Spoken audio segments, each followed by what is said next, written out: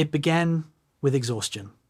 The kind of exhaustion that settles into bone and memory, the kind that makes even the strongest men wonder how much more they can endure. By the time Operation Cobra was conceived, the Americans had been fighting in Normandy for what felt like an eternity. Days blurred into nights, nights blurred into fog, and the hedgerows, those ancient, tangled walls, seemed endless. The soldiers were worn down, their uniforms stiff with dirt, their boots soaked with rain, blood, and the muddy water of fields that had swallowed entire squads. They had fought hedge by hedge, lane by lane, village by village. And though they had survived, though they had held the line and pushed it inch by painful inch, they were trapped in a nightmare of grinding, suffocating warfare. Normandy was not letting them go. Every morning arrived with mist clinging to the ground like a second skin. German artillery whispered from hidden corners. Snipers watched from church towers that had lost their bells but kept their ghosts. Machine guns waited behind hedgerows that rose taller than a man. Each one another ambush, another battle, another test of endurance. Weeks passed. The Americans had come to France with the belief that once the beaches were taken, the war would move quickly. Normandy proved them wrong. But commanders had been watching, waiting, calculating. They understood that the stalemate had to break, and soon the front could not hold forever. The Germans, though battered, were fighting with the precision and desperation of men who understood that a breakthrough here would unravel the entire Western Front. Operation Cobra was born from this tension, a plan not forged in triumph, but in pressure. It was not about one battle. It was about breaking the cage that Normandy had become. The idea was simple in theory, terrifying in execution. Unleash a storm so violent, so overwhelming that the German line would shatter. Create a breach wide enough for American armour to pour through, tearing open the front and turning the stagnant war of hedgerows into a war of movement, a war the Americans could win. In dim command tents lit by lantern glow, officers traced their fingers across maps stained with mud and sweat. They spoke softly, knowing every decision would cost lives. Engineers calculated blast radii. Artillery officers studied the ground. Air commanders planned patterns of bombardment that had to be perfect, because even a slight mistake could mean disaster. The soldiers heard whispers, a big push, a breakthrough, a storm on the horizon. But they had heard promises before. Normandy had taught them to trust only what they could see, and what they saw were hedgerows that refused to end. Then came the days before the operation. The air grew heavy, almost expectant. Convoys moved at night, headlights blacked out, engines rumbling like distant thunder. Bombers gathered at airfields, their wings stretching into rows so long they seemed endless. Tank crews checked their engines in silence. Infantry cleaned their rifles with slow, tired movements, the kind men make when they know a new chapter of suffering is coming. And then the weather shifted. Clouds drifted apart. Sunlight broke through. A window. Not perfect, but enough. In the early hours when the world still slept, the bombers took to the sky. Wings droned above Normandy like a swarm of giants. The ground below trembled even before the first explosions fell. Then the earth erupted, a bombardment so immense the air itself seemed to split. Fields turned to fire. Roads vanished. Hedgerows that had survived centuries of storms disappeared in seconds. For the Americans waiting behind the lines, the sound was not just noise, it was release. The first breath after weeks of suffocation. The first sign that the stalemate might finally be cracking. When the bombardment lifted, the world looked different. A landscape reshaped by fire. A German line ripped open. The chance they had desperately needed. Armour moved first, engines growling as tanks surged through gaps carved by the bombs. Infantry followed, stepping into a world that did not look natural anymore. Dust hung in the air like fog. Trees smouldered. Craters stretched in every direction, each one a doorway into ruin. But ruin was not the enemy. The enemy was retreating, breaking, cracking under the weight of the assault. Operation Cobra was not a single moment. It was a turning point. A slow dawn rising over weeks of darkness. The moment when the Americans finally escaped the hedgerows and unleashed the war of speed and thunder they had been waiting for. Tonight, we return to that moment. To the tension before the storm. To the roar of engines and the silence that followed. To the soldiers who stepped into a shattered world and found, at last, the beginning of victory. Before we begin, tell me in words where in the world you are tuning in from tonight and what hour it is as you drift into the story of Operation Cobra. Are you somewhere quiet and safe, or can you almost feel the distant rumble of those bombers in the air as history begins to speak again? And if these slow, deep journeys into the past help you unwind, help you breathe, help you fall asleep to the echoes of another time, consider subscribing. June 18th, 1944, Saint-Lô sector, Normandy. A Sherman tank commander named Lieutenant James Rothschild peered through his periscope at what appeared to be an ordinary French countryside hedge. Behind him, 2 more Shermans idled in formation, their crews confident after 2 weeks of combat since the beaches. The hedgerow stood perhaps 12 feet high, thick with centuries of growth, crowned with gnarled trees reaching another 20 feet into the grey Norman sky. Rothschild gave the order to advance. His tank lurched forward, crashed through the hedge, and emerged into a narrow field, no bigger than a tennis court completely enclosed by more hedgerows on all 3 sides. Within 4 minutes, all 3 Shermans were burning. German gunners, hidden in positions they'd prepared over 4 years of occupation, had been waiting. The Americans called these ancient field boundaries hedgerows. The Germans called them fortresses. Both were right. 12 days after D-Day, the great Allied invasion was suffocating in the bocage country of Normandy. These weren't decorative garden hedges, they were earthen walls 4 to 6 feet thick at the base, compacted over 1,000 years of Norman farming. Trees and brambles grew from the top, their roots binding the soil into barriers that could stop a tank as effectively as concrete. Every field was a separate compartment, every hedgerow a potential ambush site. Reconnaissance photos revealed over 3,000 of these compartments per square mile in the American sector. The terrain was a defender's dream and an attacker's nightmare. Worse still, this was precisely the type of close-quarters, visibility-limited fighting that negated every American advantage: mobility, artillery, air power, and numbers. The bocage transformed modern mechanized warfare into medieval siege combat, one bloody field at a time. The statistics told a story of mounting disaster. By mid-July, American casualties in Normandy had reached 40,000 men, a higher rate than the humiliating defeat at Kasserine Pass in North Africa. The average daily advance measured 1.2 miles, compared to the 20-plus miles per day that pre-invasion planning had projected. Some divisions were performing even worse. The 90th Infantry Division, thrust into combat immediately after D-Day, had lost 150% of its rifle company's strength in just 6 weeks, meaning every frontline soldier had been killed or wounded, and half the replacements had become casualties too. Men were being fed into a meat grinder that produced minimal territorial gains. Soldiers developed what medics started calling bocage fatigue, a psychological condition distinct from traditional combat exhaustion, characterized by claustrophobia, paranoia about unseen enemies, and a sense of being perpetually trapped. The German defenders knew exactly what they were doing. Units like Panzerlehr Division and the 2nd SS Panzer Division had been pulled from the Eastern Front, where they'd learned brutal lessons about defensive warfare against Soviet offensives. They understood that the bocage multiplied their combat power exponentially. A single anti-tank gun, positioned at the corner of a hedgerow enclosed field, could destroy multiple tanks before being located.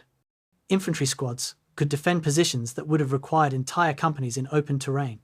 The Germans had spent months preparing these positions, cutting firing lanes through hedgerows, pre-registering artillery coordinates, establishing covered withdrawal routes from one hedgerow to the next. Every field became a killing zone. Every advance required infantry engineer teams to clear each hedgerow while tanks waited vulnerable in the open. A process that should have taken minutes consumed hours. The tactical problem seemed unsolvable. American doctrine relied on combined arms warfare, infantry, armour, artillery, and air power working in synchronized concert, but the hedgerows broke that synchronization completely. Tanks couldn't see targets to shoot, artillery observers couldn't see far enough to call effective fire, infantry became separated from armour within seconds of entering the bocage. Air power, so devastating on D-Day, couldn't identify targets in the enclosed terrain. Worst of all, the standard tactic for breaching a hedgerow infantry, clearing the top while engineers blew a gap at the base, took 30 to 40 minutes per hedgerow and left men exposed to fire from 3 sides. Units that tried to advance faster simply drove into ambushes. Units that moved more cautiously made no progress at all. The Great Crusade to liberate Europe was grinding to a halt within sight of the beaches. By early July, the political and strategic pressure was becoming unbearable. General Omar Bradley, commanding the American First Army, faced increasingly urgent cables from Army Chief of Staff George Marshall demanding progress. The vast American war machine, factories, training camps, supply ships was feeding men and material into Normandy at staggering rates, but the front line barely moved. British Field Marshal Bernard Montgomery, commanding all Allied ground forces, faced similar pressure from Churchill, who was beginning to question whether the invasion had been a strategic mistake. Meanwhile, the German High Command, despite being outmanned and outgunned, was starting to believe they might actually contain the invasion. If the bocage held the Allies through the summer, autumn rains would turn Normandy into impassable mud. The war could drag into 1945-1946. The unthinkable was becoming thinkable stalemate. On July 3rd, a sergeant in the 80th Infantry Division kept a diary entry that captured the infantry perspective. "Took 11 hours to advance 400 yards today," he wrote. "Lost 17 men. Tomorrow we do it again. The hedgerows go on forever. Nobody knows how to fight in this shit. The brass keeps saying, breakthrough is coming. We just keep dying in these goddamn fields." His platoon had started with 42 men on D-Day. By July 3rd, 31 were casualties. The replacements arrived scared, died quickly, and were replaced by more scared men who died quickly. There was no glory here, no dramatic charges or heroic stands, just grinding attrition in green-walled compartments where death came from unseen positions and progress was measured in yards. The technical challenges compounded the tactical ones. Sherman tanks, effective in open terrain, became death traps in the bocage. Their relatively thin armour couldn't withstand hits from German Panthers and Tigers at close range. Their high profile made them easy targets when silhouetted against hedgerows. Most critically, they couldn't bull through hedgerows without exposing their vulnerable belly armour. The Sherman would climb up the earthen bank, its hull tilting upward, presenting its thin underbelly to any German anti-tank gunner waiting on the other side. Crews tried every improvised solution they could imagine. Some tanks carried logs chained to their fronts, trying to push through hedgerows. Others attempted to blast gaps with main gunfire. Nothing worked consistently. The tankers, who'd trained for mobile warfare across open country, found themselves instead fighting a static, defensive battle they hadn't prepared for and couldn't win. Field hospitals filled with men who'd never seen their killers. The bocage produced a uniquely frustrating type of combat casualty soldiers. Hit by fire from positions they never located, wounded by enemies they never engaged. Medics treated men who'd been shot from 3 different directions within seconds, victims of interlocking fields of fire that German defenders had carefully prepared. The psychological toll was immense. In open combat, soldiers could at least see the enemy, understand the tactical situation, feel like they had some agency. In the bocage, death came invisibly from vegetation that all looked identical. Every hedgerow could hide a machine gun nest. Every field crossing could be the last thing a man ever did. The sense of helplessness was overwhelming. By mid-July, Bradley and his staff faced a stark reality. The planned breakout offensive towards Saint-Lô, intended to open the roads to interior France, was weeks behind schedule and consuming divisions faster than replacements could arrive. Something had to change, not just tactically, but fundamentally. The American way of war, built on mobility and firepower superiority, wasn't working in Normandy's medieval landscape. Either they found a way to break the bocage's stranglehold, or they faced the prospect of another Western Front-style stalemate, grinding through the summer into autumn with no breakthrough in sight. The hedgerows had become more than a tactical obstacle. They were threatening the entire strategic logic of the invasion. Somewhere, somehow, someone needed to find an answer. The alternative was too grim to contemplate. July 2nd, 1944. A maintenance depot behind the American lines, Normandy. Sergeant Curtis Cullen of the 2nd Armoured Division crouched beside a damaged Sherman tank, studying a piece of German steel with the intensity of a jeweller examining a diamond. The steel came from a Czech hedgehog, one of the beach obstacles the Germans had planted by the thousands along the Atlantic Wall. Cullen had been thinking about the hedgerow problem for 2 weeks, ever since he'd watched tanks from His division gets slaughtered trying to push through the bocage. He was a tanker, not an engineer, but he understood leverage, force, and metal. The hedgehogs, designed to rip the bottoms out of landing craft, were made of heavy steel angle iron, 3 pieces welded together in a vicious star pattern. Cullen wondered if that same steel, repurposed and reconfigured, might rip through something else entirely. He asked the depot's welding crew for 30 minutes of their time. They thought he was crazy. They helped anyway. The concept was brutally simple. Instead of trying to push through hedgerows or climb over them, both methods that exposed a tank's vulnerable underbelly, Cullen wanted to cut through them at ground level. His design used 5 steel prongs, each about 4 feet long, welded to a frame that could be attached to a Sherman's front hull. The prongs would bite into the earthen bank of a hedgerow like giant forks, and the tank's forward momentum would tear through the roots and soil, creating a gap. No explosive charges needed, no waiting for engineers, no exposing the tank's belly.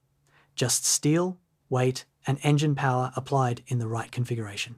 Cullen sketched the design in grease pencil on the side of a wrecked truck.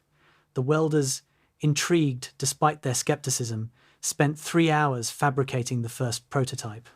It looked like something a medieval knight might mount on a warhorse, 5 brutal tusks jutting forward. They bolted it onto a Sherman and told Cullen he was welcome to test his contraption. Nobody expected it to work. July 5th, 1944. A field near the depot, with a proper Norman hedgerow at one end 12 feet high, roots compacted over centuries. A small crowd gathered. Tankers, engineers, a few infantry officers who'd heard rumours about some crazy sergeant's invention. Cullen climbed into the Sherman, fired up the engine, and aimed straight at the hedgerow.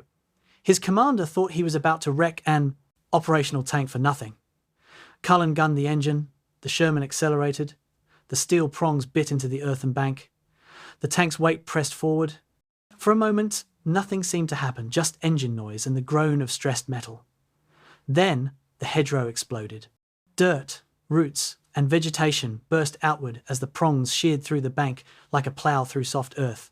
12 seconds after hitting the hedgerow, the Sherman emerged on the other side, completely intact, with a tank-sized gap behind it. The previous method, infantry clearing, engineers blasting, had taken 30 minutes minimum and required multiple specialists. Cullen's device did it in 12 seconds with just the tank crew. Word spread through First Army with the speed of wildfire. Within 24 hours, senior officers were examining Cullen's prototype. Within 48 hours, ordnance specialists were testing variations and improvements. Within 72 hours, Bradley himself watched a demonstration and immediately grasped the implications.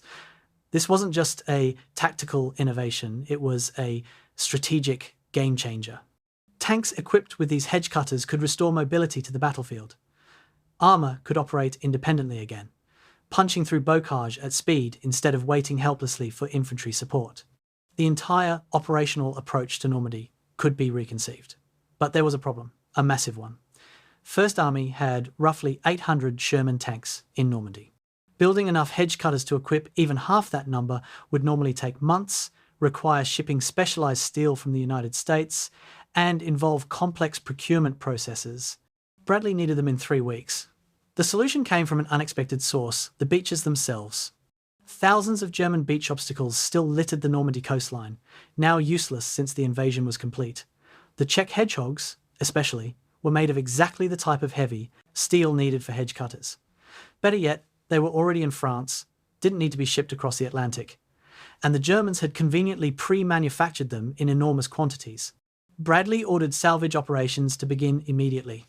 Work crews spread across Omaha Beach, Utah Beach, and every cove where obstacles remained. Cutting torches worked day and night. The Germans had built obstacles to stop the invasion. Now those same obstacles were being turned into weapons to break the German defensive line. The irony wasn't lost on anyone. Army maintenance battalions transformed into impromptu production lines. The design was refined, Cullen's original prototype was improved with better welding techniques, optimised prong angles, and reinforced mounting brackets. Each device weighed approximately 1,800 pounds and required 4 to 6 hours to fabricate and install with an experienced crew. More importantly, installation could happen at unit-level tank. Crews didn't need to send their Shermans back to rear area depots. Maintenance platoons could do the work right at the front. By mid-July, the operation was running 24 hours a day. Welding torches sparked in the Norman twilight. Finished hedge cutters were rushed forward to armoured units. The pace was frantic, driven by knowledge that a major offensive was coming, though most of the welders didn't know exactly when. The British observed this frenzy of improvisation with mixed feelings. Montgomery's liaison officers reported back to British headquarters with descriptions of typical American chaos and field expedient solutions that would never pass British engineering standards. There was cultural condescension in these reports. The British preferred methodical planning and proper equipment development, not welding contraptions from salvaged beach obstacles. But there was also grudging respect. The Americans had identified a problem, designed a solution, and were implementing it across an entire army in less than 3 weeks. British tank crews, fighting their own struggles in the bocage, with Churchill tanks even less suited to the terrain than Sherman's, watched with envy as American Shermans sprouted steel tusks and prepared for something big. By July 23rd, 1944, approximately 500 Sherman tanks had been equipped with hedge-cutting devices, about 60% of First Army's tank strength. The modification wasn't universal yet, but it was widespread enough to matter operationally. More importantly, tank crews had trained with the devices, practicing on actual hedgerows, learning the techniques of angling their approach for maximum effect. The psychological impact was profound. Tank commanders who'd spent 6 weeks feeling helpless in the bocage suddenly had agency again. They could maneuver. They could advance without waiting for infantry. They could fight the way they trained. One tank commander from the 3rd Armoured Division put it simply: before the tusks, every hedgerow was a wall. After the tusks, they were just tall grass. The innovation's origin story, a sergeant's sketch becoming an army-wide modification in 3 weeks, would become legendary in American military culture. It demonstrated something essential about the American approach to war. When doctrine failed, improvisation took over. When proper channels moved too slowly, field expedients accelerated. The hedge cutter wasn't developed in research facilities or tested by ordnance committees. It was sketched in grease pencil, welded from salvaged enemy obstacles, and implemented by maintenance crews working under starlight. Curtis Cullen would eventually receive the Legion of Merit for his invention, but his greater contribution was proving that solutions to seemingly impossible problems could come from anywhere, anyone, if the institutional culture allowed for it. The American military, for all its bureaucratic flaws, had just demonstrated it could innovate under pressure. But as July moved toward its end, very few people understood how the hedge cutter innovation fit into the larger picture. Tank crews knew they had a new capability, maintenance crews knew they were working around the clock, senior officers knew a major offensive was imminent. But the full plan, the extraordinary gamble that Bradley was preparing to take, the unprecedented concentration of firepower he was about to unleash, the risk he was accepting remained closely guarded. The hedge cutters were only one piece of a much larger puzzle. They solved the problem of mobility through bocage. But first, Bradley needed to solve an even more fundamental problem: how to blast a hole through German defences large enough for the newly mobile tanks to exploit. For that, he needed bombers, thousands of them. And he needed them to drop their ordnance closer to American positions than any air commander considered safe or sane. July 10th, 1944. First Army Headquarters, Normandy. General Omar Bradley stood before a wall-sized map of the American sector, surrounded by his corps, commanders, and planning staff. With a grease pencil, he drew a rectangle on the map west of St. Lo, 7,000 yards wide, only 250 yards deep. "Gentlemen," he said quietly, "I want that rectangle annihilated. Completely. Nothing alive, nothing functioning, nothing left." The staff studied the dimensions. 250 yards deep meant the far edge of the bombing zone would be only 1,200 yards from the closest American positions. In military terms, that was nothing, barely 3/4 of a mile, well within the margin of error for bombers flying at altitude. One officer asked the obvious question, "Sir, what about our own troops?" Bradley's response was blunt: "We'll pull them back before the bombing, but not far. The whole concept depends on immediate exploitation. While the Germans are still stunned, we go in right behind the bombs." The operation Bradley was proposing had no real precedent in military history. He wanted to use strategic heavy bombers aircraft, designed for destroying factories and cities deep in enemy territory, as tactical weapons to blast a hole through a defensive line. Not just a few bombers, but the entire weight of the American and British strategic bomber forces. Over 1,800 heavy bombers carrying 4,000 plus tons of ordnance, supplemented by 400 medium bombers and 550 fighter bombers. All of this aerial firepower would be concentrated on a target area measuring roughly 5 square miles. The intended effect was to create what Bradley called a bomb carpet terrain, so thoroughly pulverized that German defenders would be killed, wounded, or too stunned to resist when American armor and infantry attacked immediately after the bombing ended. It was shock and awe decades before that doctrine had a name. The planning staff identified the target location with careful precision. The Saint-Lô-Perrier Road, running roughly east-west through the American sector, would serve as the northern boundary of the bombing zone. This was critical for 2 reasons. First, the road was clearly visible from the air, providing bombers with a definitive reference line to prevent bombs from falling on American troops north of it. Second, the road ran through the center of German Panzerlehr Division's defensive sector.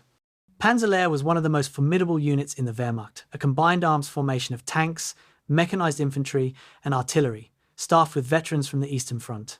Intelligence estimated they had approximately 45 operational tanks remaining and 2,200 combat effectives after 6 weeks of attrition. They were weakened but still dangerous, defending bocage terrain they knew intimately. Bradley wanted them obliterated before his ground attack even began. The ground force composition reflected Bradley's confidence that the bombing would succeed. Major General J. Lawton Collins's 7th Corps would lead the attack with 4 infantry divisions advancing abreast, the 4th, 9th, 30th, and 83rd to seize the bombed corridor and create space for armoured exploitation. Behind them, 2 armoured divisions, 2nd and 3rd Armoured plus the 1st Infantry Division, the famous Big Red 1 Mechanized Combat Command, would be positioned to blast through the gap. This was an enormous concentration of combat power. Approximately 140,000 men, 500 tanks including the new hedge cutter-equipped Shermans, and hundreds of artillery pieces. The plan called for the infantry to seize the bombed zone within hours, then immediately unleash the armour to race south and west, turning the German flank and breaking into open country beyond the bocage. But the plan had vocal critics, especially among the airmen, who would have to execute it. Air Marshal Sir Trafford Leigh-Mallory, commanding Allied tactical air forces, considered the whole concept deeply flawed. His concerns were multiple and serious. First, the target box was too narrow. Bombers flying at 12,000 feet or higher couldn't reliably hit a corridor only 250 yards deep. Second, the proximity to American troops was insane by Air Force standards. Even minor navigation errors or premature bomb releases could massacre friendly forces. Third, the concentration of aircraft over a small area created mid-air collision risks. Fourth, weather in Normandy was notoriously unpredictable. Cloud cover could obscure targets completely. On July 12th, Leigh-Mallory met personally with Bradley and delivered his assessment. General, this is an invitation to disaster. Bradley listened to the objections and then made his counter-argument. The narrow target box was precisely the point he wanted to obliterate German defences without cratering so much terrain that his own tanks couldn't advance through it. Yes, there were friendly fire risks, but those risks were acceptable compared to the alternative. Another month of grinding Hedgerow combat-consuming divisions. As for weather, they would simply wait for adequate conditions. Bradley's most persuasive argument was strategic. The Normandy campaign was behind schedule. Allied casualties were mounting. The German army, though bloodied, was defending effectively. Without a dramatic breakthrough, the invasion could bog down into another Western Front stalemate like World War I. Operation Cobra, that was the code name for this offensive, represented the best chance to break the strategic deadlock. Leigh-Mallory reluctantly agreed to provide the bombers, but he insisted on one condition. Final authority to cancel the operation based on weather conditions would remain with air commanders. The coordination details consumed days of intense planning. Heavy bombers would attack first, dropping their loads on the southern portion of the target box farthest from American lines to minimise friendly fire risks. Medium bombers would follow, hitting the middle section. Fighter bombers would attack last, making precision strikes on any remaining strong points. The entire bombing sequence would last approximately 90 minutes. Artillery would fire throughout to keep German heads down and add to the devastation. American troops would withdraw exactly 1,200 yards from the Saint-Lô-Perrier Road, mark their positions with coloured panels and smoke, and wait. 0 hour, the moment infantry would advance into the bomb zone, was set for 1 p.m., giving the bombing time to complete and giving assault troops a full afternoon of daylight for exploitation. Intelligence added an unexpected bonus to the operational planning. On July 20th, Ultra intercepts decoded German high-level communications revealed that Field Marshal Gunther von Kluge had replaced Field Marshal Gerd von Rundstedt as Commander-in-Chief West. This indicated significant turmoil in German high command. Hitler was firing senior commanders for failing to contain the invasion. More importantly, the command change meant confusion in German headquarters, disruption of planning continuity, and a new commander still learning his organization in the middle of active operations. If Cobra could be launched during this period of German command chaos, the chances of catching them off balance improved dramatically. Bradley ordered planning to accelerate. The operation would launch as soon as weather permitted, preferably before Kluge could fully establish control. By July 19th, everything was ready except the weather. Meteorologists reported unfavourable conditions, low clouds, poor visibility, rain squalls moving through the region. The original launch date of July 21st was postponed, then postponed again. Troops sat in forward positions, knowing something massive was coming, but not when. German defenders, aware that an American offensive was imminent but unsure of the location or timing, remained on high alert. Bradley fretted about losing surprise. Collins worried about unit readiness degrading. The bomber crews sat at English airfields, briefed and rebriefed on the most dangerous tactical mission they'd ever flown. The wait was agonizing. Everything depended on weather specifically, on getting enough ceiling and visibility for the bombers to see their targets, while still allowing American troops to mark their positions on the ground. The fundamental gamble at the heart of Operation Cobra was becoming clear to everyone involved. Bradley was betting that overwhelming aerial firepower, applied with unprecedented concentration, could substitute for the months of attritional combat that conventional breakthrough operations required. He was betting that American troops could advance into a freshly bombed landscape and exploit it before German reserves could react. He was betting that the hedge cutter innovation would allow his armour to maintain momentum through any remaining bocage. And he was accepting the very real risk that the bombing might kill hundreds of his own soldiers. It was the kind of calculated risk that either produces spectacular success or catastrophic failure, with very little middle ground between those extremes. As July moved into its final week, with troops waiting in forward positions and bombers waiting at English airfields, the entire Allied High Command held its collective breath. July 24th, 1944, 10 a.m., forward positions of the 30th Infantry Division, Normandy. Staff Sergeant Kenneth Goforth ordered his platoon to withdraw 1,200 yards north of the Saint-Lô-Perrier road. The men moved reluctantly, abandoning foxholes they'd occupied for days. Falling back through hedgerows they'd fought to capture, Goforth told them what he'd been told. Huge airstrike coming, bigger than anything they'd seen. Friendly bombers needed space to work. The platoon pulled back to a road junction, spread coloured identification panels on the ground as instructed, and popped smoke grenades to mark their positions. Orange smoke drifted in the morning breeze. Above, the overcast sky hung low at about 4,000 feet. Visibility was marginal. Some men thought they heard aircraft engines in the distance. Others weren't sure. Goforth checked his watch.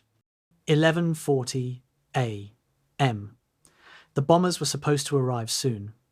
15,000 feet over Normandy, the crew of a B-24 Liberator heavy bomber peered through scattered clouds at the ground below. They were part of a massive formation over 1,800 heavy bombers en route to the target area. The briefing had been explicit. Drop on the south side of the Saint-Lô-Perrier road, identifiable by American smoke marking the north side. But visibility was deteriorating. Cloud patches obscured sections of the ground. The lead bombardier strained to identify landmarks. At 11:38 a.m., flight leaders made a critical decision. Weather conditions were too marginal, cloud cover was increasing rather than decreasing, the mission was scrubbed, radio messages went out to abort the attack. Most groups received the message in time. Approximately 1,600 bombers turned back toward England, their ordnance racks still full. But 355 bombers either didn't receive the abort message or received it too late to abort their bombing runs. They continued toward the target. At 12:07 p.m., Sergeant Goforth heard the first bombs falling. The sound was distinct, a rising whistle becoming a shriek. He looked up, confused. The bombers were supposed to hit south of the road, hundreds of yards away from American positions. But the whistling was getting louder, closer. Then the world exploded.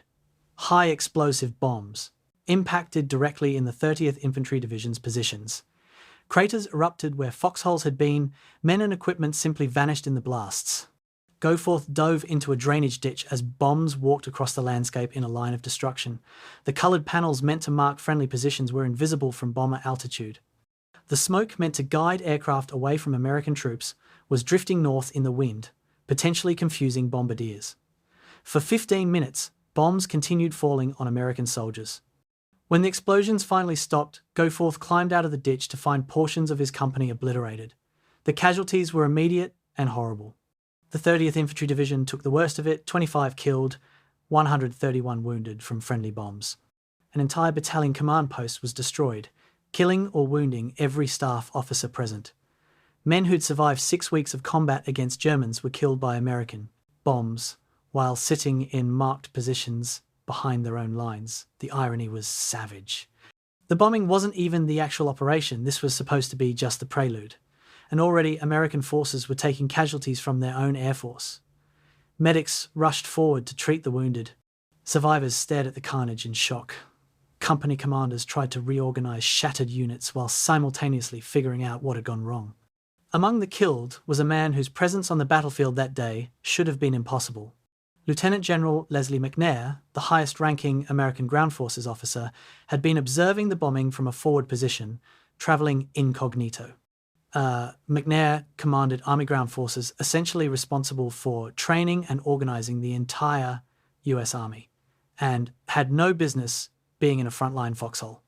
But he'd wanted to see the bombing firsthand, to understand how strategic air power and ground forces could coordinate. He'd positioned himself with the 30th Infantry Division to watch the attack. A bomb landed directly on his observation position. Fragments of his body were later identified only by the 3 stars on his uniform collar. He became the highest-ranking American officer killed in action in the European theatre. His death was kept secret for weeks to avoid damaging morale and alerting Germans to the catastrophe. At 2 p.m, Bradley's headquarters received full casualty reports and erupted in fury. The fundamental dispute that Bradley thought had been resolved during planning had just killed American soldiers. Bradley had believed, based on planning conferences, that bombers would approach parallel to the Saint-Lô road, flying east to west along the front line. This would mean that if bombs fell short, they'd fall short along the length of the line rather than onto American positions behind it. But the Air Forces, without explicitly telling Bradley, had planned an approach perpendicular to the front bombers flying south to north, crossing directly over American positions before reaching the target box. This meant that any short drops or premature releases would inevitably hit friendly troops. When Bradley discovered this discrepancy, he was livid. Heated confrontations erupted between ground and air liaison officers. The entire operation was in jeopardy. German defenders, meanwhile, had received clear warning that something massive was coming. Panzer Division reported moderate damage from the partial bombing, some positions destroyed, some casualties taken, but the unit remained operational. More importantly, they'd observed the massive American aerial armada and the subsequent confusion when most of it turned back. German intelligence officers correctly deduced that poor weather had aborted a major attack. They increased alert levels. Reinforcements were requested. Defensive preparations were enhanced. The element of surprise, so critical to Bradley's plan, had been significantly compromised. If the Americans tried again tomorrow, the Germans would be waiting. That evening, Bradley faced an agonizing decision. The July 24th attempt had been an unmitigated disaster. American casualties, German warning, coordination failures exposed, and the fundamental approach dispute with air forces unresolved. Many commanders advised cancellation or complete operational redesign, but Bradley knew the strategic situation. Every day of delay gave Germans time to strengthen defences, move reinforcements, and potentially discover the full scope of American preparations. The weather window was narrow. Forecasters predicted only a short period of adequate visibility before conditions worsened again. If Cobra was going to happen at all, it had to happen soon, despite the catastrophe that had just occurred. The question wasn't whether to continue. The question was whether Bradley had the moral courage to order the same operation, again, knowing with absolute certainty that American bombs would again kill American soldiers. July 24th ended with extraordinary tension throughout First Army. Troops who'd been bombed by their own planes were expected to go back into the same positions tomorrow and face the same risk. Tank crews prepared their newly equipped hedge-cutter Shermans for an attack that might never come. Artillery units registered their guns on targets they might never fire on. Intelligence officers studied reconnaissance photos showing minimal German casualties from the aborted bombing. Everyone understood the stakes had just increased dramatically. The operation that was supposed to break the Normandy stalemate had instead just demonstrated how catastrophically wrong combined operations could go. Yet the alternative cancelling Cobra entirely would mean accepting months more of bloody Hedgerow combat with no end in sight. Bradley would have to decide in the morning, repeat the operation that had just killed his own soldiers, or abandon the best chance of breakthrough.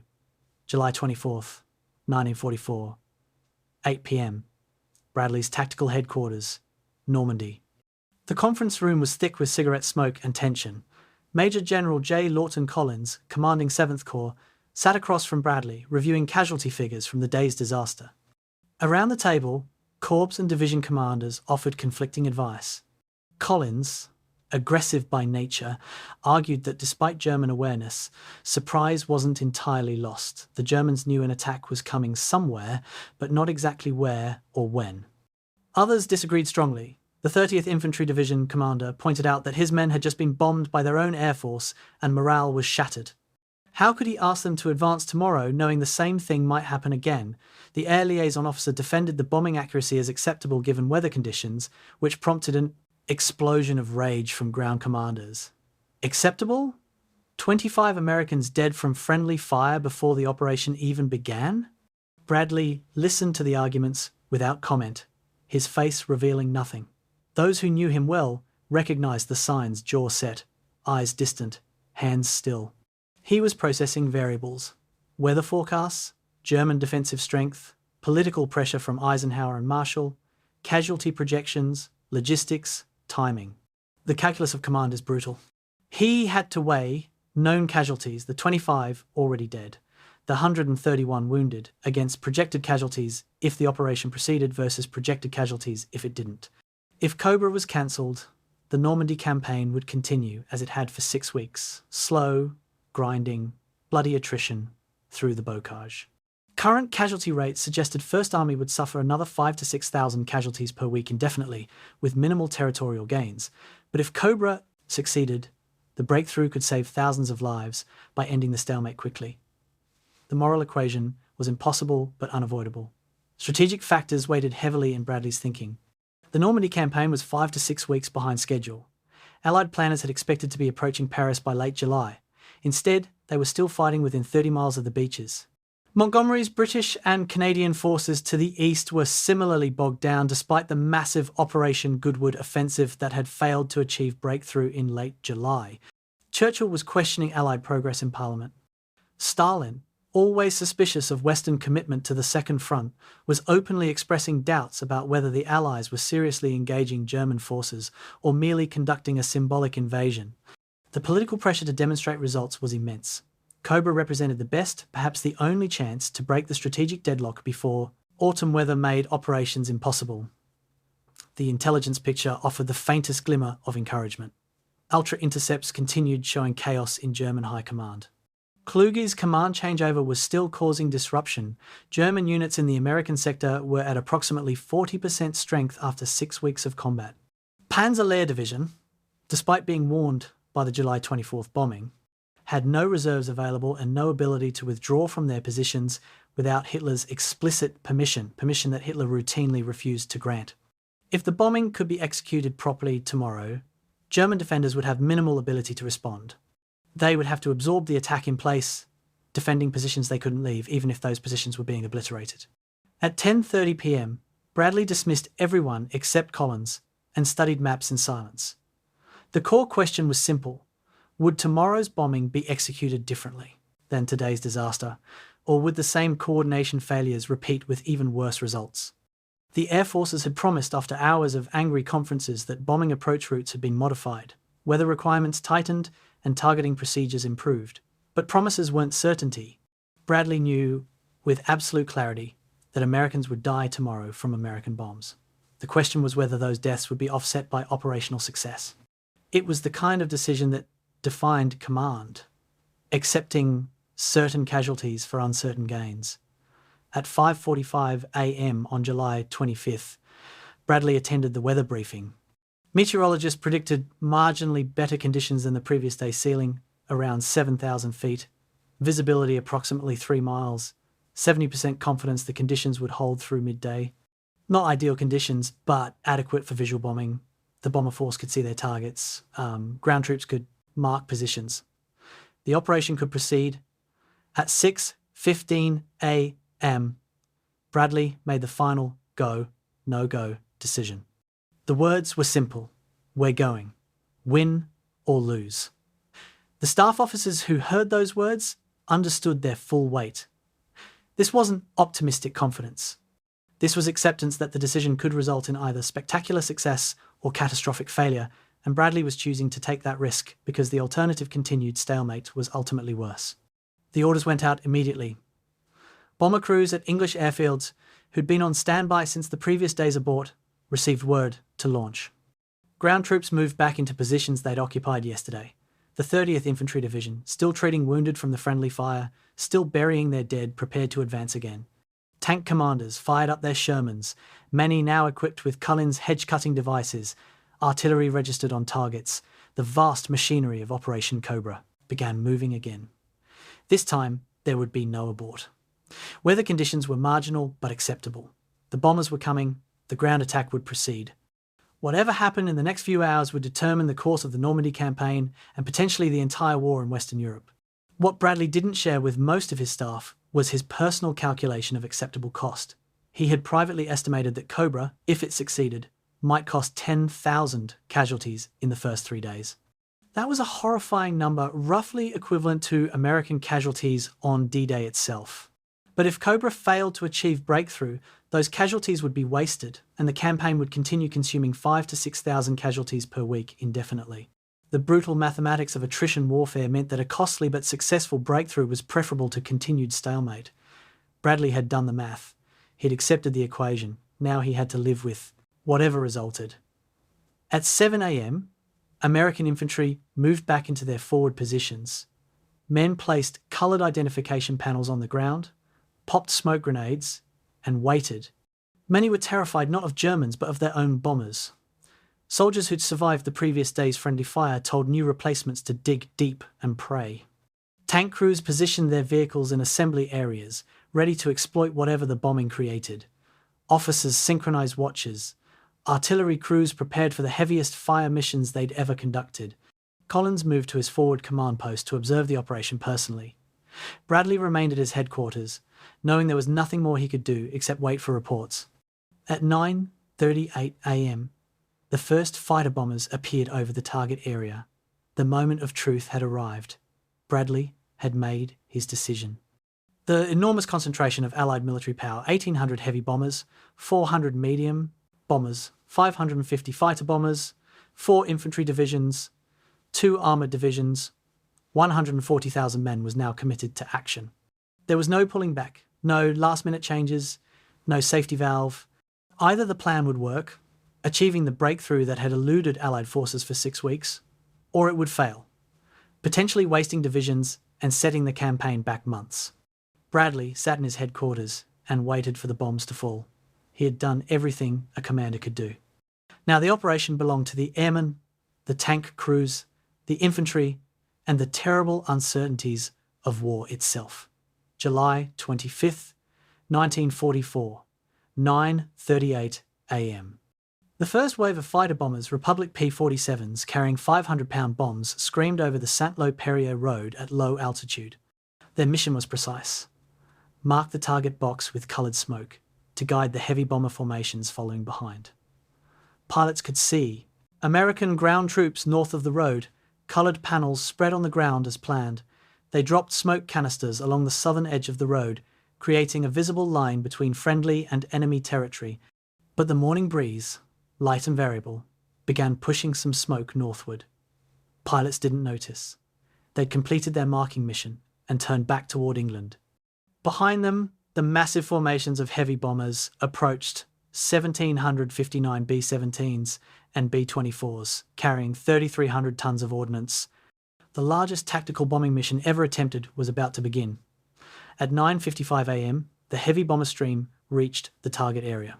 Flying at altitudes between 12,000 and 15,000 feet, bombardiers peered through Norden bomb sights at the landscape below. The Saint-Lô-Perriers road was visible as a thin line.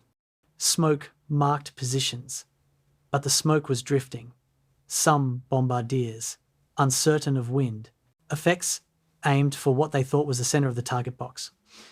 Others, seeing smoke near American positions, compensated by aiming farther south. The lead bomber groups released their ordnance. Within seconds, aircraft behind them were releasing too, following standard procedure of bombing on the leader. The first bombs impacted the target area exactly as planned in German defensive positions south of the road. The ground erupted in massive explosions. Then some bombs began falling short. At 10:03 a.m., Staff Sergeant Kenneth Goforth of the 30th Infantry Division, who had survived yesterday's friendly fire, was crouched in a foxhole when he heard the sound again. The whistling, the shrieking, the unmistakable approach of falling bombs. "Not again," he screamed. "Not a fucking gain." Bombs impacted across the 30th Infantry Division's positions for the second day in a row. This time the bombardment was far heavier. Hundreds of bombs fell on American troops. Entire platoons vanished in the explosions. A battalion headquarters took a direct hit, everyone inside killed instantly. Tank destroyers were flipped over by blast effects. Artillery pieces were hurled dozens of feet through the air. Men in foxholes survived by luck alone, while men 10 feet away were atomized by direct hits. The bombing continued for 11 minutes. 11 minutes of American bombs killing American soldiers. In the German positions south of the road, Oberst Fritz Bayerlein, commanding Panzer-Lehr Division, experienced hell from the receiving end of strategic bombing. He'd survived Russian artillery barrages on the Eastern Front. He'd endured Allied air attacks in North Africa. Nothing had prepared him for this. The bombing was systematic, an overwhelming wave after wave of heavy bombers, each dropping multiple 1,000-pound bombs on his division's positions. The ground rose and fell like ocean waves. Men and equipment disappeared into craters. Communication lines were severed. Vehicles exploded. Dugouts collapsed, burying their occupants alive. Between explosions, Bayerlein could hear screaming his own men, being methodically obliterated. The bombing lasted over 60 minutes. Bayerlein, sheltering in a deep command bunker, felt the structure shake with each nearby impact. When it finally ended, he emerged to find a moonscape. The statistics of the bombing were staggering. Over the course of 2.5 hours, 2,451 Allied aircraft dropped 4,150 tons of ordnance on approximately 5 square miles of French countryside. The target area was carpeted with craters some 20 feet deep, most 10 to 15 feet, spaced every 10 to 15 feet. Trees were splintered into matchsticks. Stone buildings were reduced to rubble. German defensive positions were obliterated. Roads disappeared under cratered earth. The landscape was transformed into something resembling the Western Front of 1917 Verdun or the Somme. Terrain churned into mud and broken earth by industrial-scale violence. Nothing recognizable remained in the target zone. The bombing had achieved its intended effect, total destruction of everything within the rectangle. But the friendly fire casualties were catastrophic. The 30th Infantry Division was hit again, 111 killed, 490 wounded. Other divisions took casualties too. In total, 136 Americans died from American bombs on July 25th. Another 621 were wounded. Among the killed was Brigadier General William Harrison, Assistant Division Commander of the 30th Infantry Division, whose command post took a direct hit. The same unit that had buried 25 men the previous day now had to bury 111 more. Companies that should have been advancing into the attack were instead treating their wounded and evacuating casualties. The psychological impact was devastating. Soldiers who'd spent 6 weeks fighting Germans now had to advance knowing their own air force might kill them.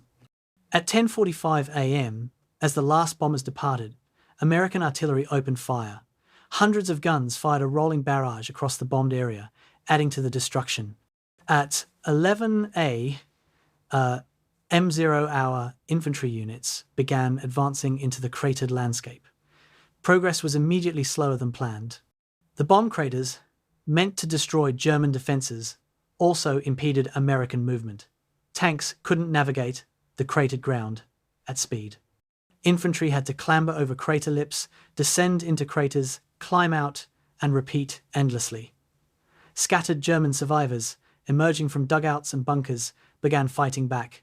Some were too stunned to resist, effectively dazed, bleeding from ears and noses, wandering aimlessly. Others fought from craters with desperate ferocity. The advance became a grim, slow process of clearing position after position through pulverized terrain. In Panzerlei's sector, Bayerlein attempted to assess his division's status and found it nearly impossible. Communication with forward units was severed, all telephone lines destroyed, most radio vehicles knocked out. Runners sent to forward positions either didn't return or came back with reports of total devastation. Bayerlein estimated his division had suffered approximately 1,000 killed outright from the bombing, with hundreds more wounded or missing. More critically, roughly 70% of his combat vehicles were destroyed: tanks, half-tracks, assault guns, trucks. His carefully prepared defensive positions no longer existed as a coherent system. Individual positions might still be fighting, but there was no defensive line, no coordination, no ability to conduct organised resistance. Panzerlehr, as a functional combat unit, had effectively ceased to exist. By 6 p.m. on July 25th, American forces had advanced approximately 2 miles into the bombed zone, far short of the 5-mile breakthrough that planners had projected. Combat casualties for the first day added another 1,000 men to the friendly fire losses. Division commanders reported to Collins that progress was slower than expected for multiple reasons: cratered terrain impeding movement, scattered but effective German resistance, unit confusion from the bombing, and hesitancy among troops who'd just been bombed by their own planes. The first day of Operation Cobra was a costly, messy affair that fell short of objectives. As darkness fell, Bradley reviewed the day's reports with deep concern. The bombing had worked, German defences were shattered. But exploitation was slower than planned, American casualties were horrific, and it wasn't yet clear whether Cobra would achieve breakthrough or just become another costly offensive with limited gains. What nobody fully understood yet, not Bradley, not Collins, not the division commanders, was that despite the slow progress and horrific costs, the bombing had actually accomplished something extraordinary. The German defensive system in the American sector had been catastrophically ruptured. Not just damaged or weakened, but fundamentally destroyed. Panzerlehr Division was annihilated. Adjacent units were reeling. There were no German reserves available to seal the breach. The breakthrough was real. It just hadn't been recognised yet. That recognition would come tomorrow, when American units advancing into what they thought was continued resistance would instead find a void, a 15-mile-wide gap in German defences with nothing beyond except open country. The storm of steel and fire had worked. But on the evening of July 25th, with fresh casualties being counted and limited territorial gains to show for enormous costs, success looked like failure. July 25th, 1944, 1 p.m. The 9th Infantry Division advanced through the smoking wasteland south of the Saint-Lô-Perriers Road. Private First Class Robert Murphy climbed out of yet another bomb crater, his rifle heavy in his hands, his uniform caked with chalky dust from pulverized earth. Around him, his squad moved in dispersed formation through terrain that no longer resembled France or any place on earth. Trees existed only as splintered stumps. Fields were indistinguishable from roads. Every few yards brought another crater, another mound of displaced earth, another tangle of destroyed equipment. Murphy had expected to find dead Germans everywhere. Instead, he found craters. Just craters. Mile after mile of craters. Somewhere in this moonscape were German survivors, and Murphy's squad had orders to find them, kill them, and keep advancing. But advancing through this landscape felt like walking on the surface of the moon. The first Germans they encountered were barely human. 3 soldiers emerged from a collapsed dugout, hands raised, ears bleeding, eyes vacant. They couldn't hear Murphy's squad shouting at them. The bombing had deafened them. One kept repeating the same phrase in German over and over. A German-speaking lieutenant translated, "Make it stop. Make it stop." The man was asking for the bombing to stop. apparently unaware it had ended hours ago. They were taken prisoner without resistance. 50 yards farther, Murphy's squad found a crater containing 6 dead Germans, killed by blast effects, with no visible wounds, their internal organs pulverized by overpressure. 100 yards beyond that, they encountered Germans who were very much alive and fighting. A machine gun opened fire from a hedgerow that had somehow survived the bombing. Murphy's squad hit the dirt and called for tank support. The battle was far from over. By mid-afternoon, the pattern of German resistance became clear. Sporadic, uncoordinated, but locally fierce. Individual positions or small groups fought with desperate intensity, while other positions surrendered immediately. All were found abandoned. There was no defensive line anymore, no coordinated system. But there were plenty of Germans with weapons who intended to sell their lives expensively. Each strongpoint had to be reduced individually infantry maneuvering, while tanks provided fire support, a slow and dangerous process. The bomb terrain actually aided defenders in some ways. Craters provided ready-made fighting positions, piles of rubble offered concealment. The same devastation that had destroyed the German defensive system also created obstacles for American attackers. Progress measured in hundreds of yards per hour instead of miles. At 3:30 p.m., the 2nd Armoured Division began pushing tanks forward to exploit the infantry's gains. This was the critical test of Cullen's hedge cutter innovation. Tank commanders advanced toward hedgerows that marked the southern edge of the bomb zone, hedgerows that bombing had left relatively intact because they'd been outside the target box. Lieutenant Marcus Jackson commanded a Sherman equipped with one of the new devices, 5 steel prongs jutting from his tank's front. He'd practiced with it during training, but never used it in actual combat. Now he aimed his Sherman at a hedgerow and accelerated. The prongs bit into the earthen bank, the tank's weight pushed forward. The hedgerow exploded outward as roots tore free. 12 seconds later, Jackson's Sherman burst through the other side. Behind him, 3 more hedge cutter Shermans followed. They were through. The innovation worked. The hedge cutter equipped tanks transformed armoured warfare in the bocage. For 6 weeks, American armour had been constrained, channeled, ambushed. Now they could manoeuvre.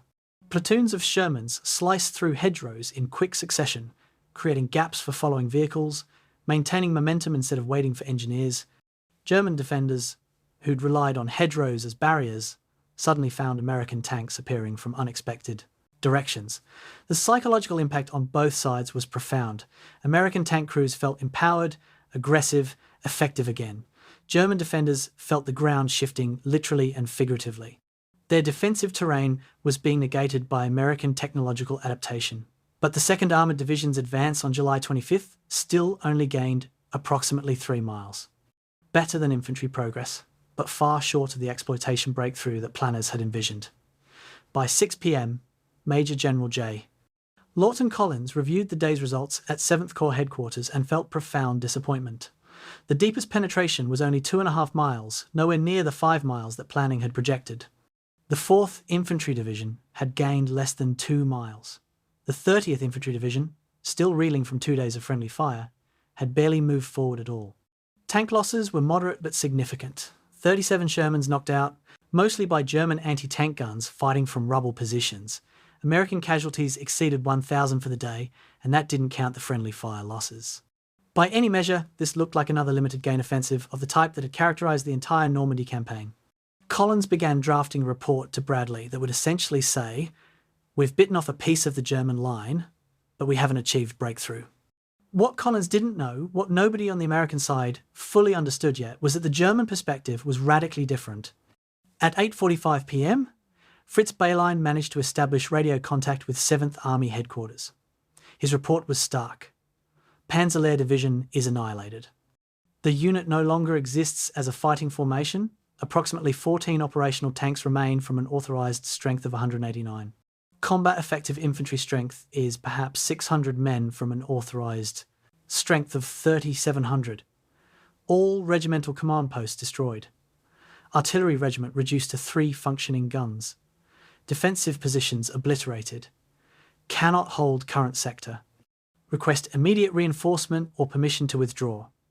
The 7th Army commander, General Paul Hauser, had no reinforcements to send and no authority to approve withdrawal. Hitler's standing orders forbade voluntary withdrawal under any circumstances. Bayerlein was ordered to hold in place with whatever remained of his shattered division. Adjacent to Panzer Lehr, other German units were in similar condition. The 2nd SS Panzer Division, positioned to Panzer Lehr's west, reported that American attacks were expanding the breach. The 352nd Infantry Division, holding the sector east of Panzer Lehr, had been reduced to approximately 40% strength. Hauser studied his situation maps and recognized what American commanders hadn't yet realized. The entire German defensive structure in the American sector was collapsing. There was a 15-mile wide gap opening in his lines. He had no reserves to plug it. Even if reserves existed, they couldn't reach the battle area because American air supremacy made daylight movement suicidal. The most Hauser could do was request that 5th Panzer Army to the north send units south, but that would take days to coordinate and execute. For the immediate future, if the Americans recognized the opportunity and pushed hard, there was nothing to stop them. At 11 p.m., Bradley convened a conference call with his corps commanders. Collins reported the limited gains and recommended continued attacks tomorrow but tempered expectations about rapid breakthrough. Bradley listened and made a critical decision. Despite the disappointing first-day results, Cobra would continue, not because he was certain of success, but because stopping now would waste the enormous costs already paid. The 136 Americans killed by friendly fire, the 1,000 combat casualties, the political and strategic capital invested, all would be wasted if they quit after one day. More importantly, Bradley's operational instinct told him something significant had happened, even if results didn't yet show it. The bombing had been too massive, too concentrated, to have failed completely. He ordered maximum pressure for July 26th. Every available unit would attack. Armour would be pushed forward aggressively. The tempo would increase, not decrease. If there was a breakthrough to be had, they would find it tomorrow. In foxholes along the front line, American infantrymen tried to sleep in the cratered landscape. Some were exhilarated by the day's combat. They'd advanced, they'd taken prisoners, they'd seen German defences shattered.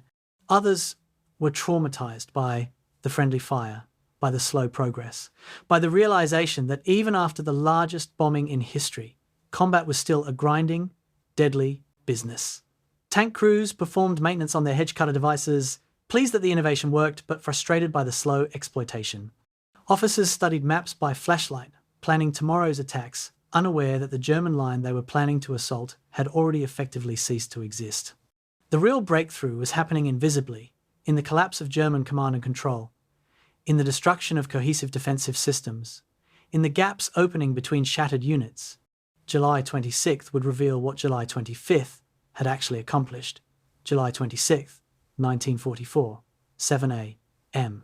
Task Force X of the 3rd Armoured Division, a combined arms team of Shermans, infantry, and tank destroyers, advanced south through morning fog. Colonel John Wellborn commanded the task force and had orders to push as far as possible, bypassing resistance, when feasible, seeking open country. Wellborn had been a tank officer since 1941 and understood armour doctrine. Exploit gaps, maintain momentum, don't get bogged down in fighting for every position. His tanks, many equipped with hedge cutters, sliced through bocage systematically. By 9 a.m, Wellborn's task force had advanced 3 miles without encountering significant resistance. By 10 a.m, 5 miles. By noon, 7 miles. Wellborn kept expecting to hit a defensive line, a blocking position, an organised counterattack. Instead, he found abandoned positions, scattered groups of demoralised Germans who surrendered readily, and clear roads leading south. Something fundamental had changed from yesterday's grinding combat. Intelligence officers at 1st Army headquarters began piecing together reports that didn't make sense according to conventional combat patterns. Multiple units were reporting rapid advances with minimal contact. Prisoner counts were spiking over 2,000 Germans captured on July 26th, compared to a few hundred the previous day. Most prisoners were disorganised, separated from their units, unsure where their commanders were. They spoke of annihilation, of units that no longer existed, of defensive positions that had been obliterated. One captured major from Panzer Lehr, brought to Corps headquarters for interrogation, provided the clearest picture. "Your bombing destroyed everything," he said through a translator. "There is no Panzer Lehr anymore. What you're fighting now are individual survivors. There is no line, there is no coordination. There is nothing organised to stop you. The interrogators initially dismissed this as exaggeration or deception. Then, ultra-intercepts arrived. At 2 p.m., decoded German radio traffic reached Bradley's headquarters. The messages were stark and unambiguous. A communication from Panzer to 7th Army, front is broken. Unit is destroyed, cannot hold current positions. A message from 7th Army to Army Group B. American breakthrough achieved St. Lo sector. No. Reserves available to seal breach. Request immediate authorization to withdraw to defensible line. A response from Hitler's headquarters denying withdrawal authority and demanding the line be held at all costs. The ultra-intelligence revealed what American battlefield commanders were starting to suspect but hardly dared believe. The German defensive structure had catastrophically collapsed. There was a gap, a real gap, in the German lines, and the Germans had no ability to seal it. Bradley assembled his corps commanders at 3 p.m. for an emergency conference. The tactical situation was transforming from breakthrough to exploitation, the transition that defined successful offensive operations. Bradley's orders were clear and aggressive. Transition from deliberate attack to pursuit operations. Armoured divisions were to race forward, bypassing isolated German positions, seeking open country beyond the bocage. Infantry divisions would follow, clearing bypassed positions and consolidating gains. The objective was no longer to grind forward mile by mile, but to exploit the rupture before Germans could establish a new defensive line. Most importantly, the operational objective changed. Instead of merely pushing the Germans back, 1st Army would now drive for Avranches, a town 30 miles south that controlled the roads into Brittany and interior France. Take Avranches, and the entire German position in Normandy would collapse. July 27th brought confirmation that the breakthrough was real. The 1st Infantry Division, the Big Red One, captured Marigny, a key road junction 6 miles south of the start line. This was the first significant town liberated during Cobra, and its capture opened multiple roads for exploitation. The 2nd Armoured Division advanced 8 miles, then 10 miles, their hedge cutter-equipped tanks rampaging through bocage that would have stopped them completely just 2 weeks earlier. The 3rd Armoured Division, operating on parallel routes, matched the pace. American commanders were learning to recognize the signs of German collapse. Abandoned equipment, foxholes that had been evacuated rather than defended, prisoners who surrendered eagerly because they'd been separated from their units for days. The exploitation was gathering momentum. German situation maps at 7th Army headquarters showed the nightmare in stark visual terms. The red arrows representing American advances were penetrating 15 miles deep into what had been German-held territory 48 hours earlier. There was a gap, not a temporary penetration, but a gaping wound in the defensive line stretching 15 miles wide. House's staff coloured this gap in grey on their maps because they had no confirmed German forces occupying it. The gap was growing every hour. Adjacent German units were attempting to refuse their flanks, military terminology for bending their defensive lines back to avoid being surrounded, but they lacked the mobility and coordination to do it effectively. The 2nd SS Panzer Division was attempting to move south to block American advances, but was being savaged by American fighter bombers that had complete air supremacy. Every German movement in daylight brought immediate air attack. The Luftwaffe, which might have contested Allied air supremacy and slowed the advance, was effectively absent. German Air Force units in France had been ground down over 6 weeks of the Normandy campaign. Fighter aircraft that survived were being husbanded for defence of the Reich itself against Allied strategic bombing.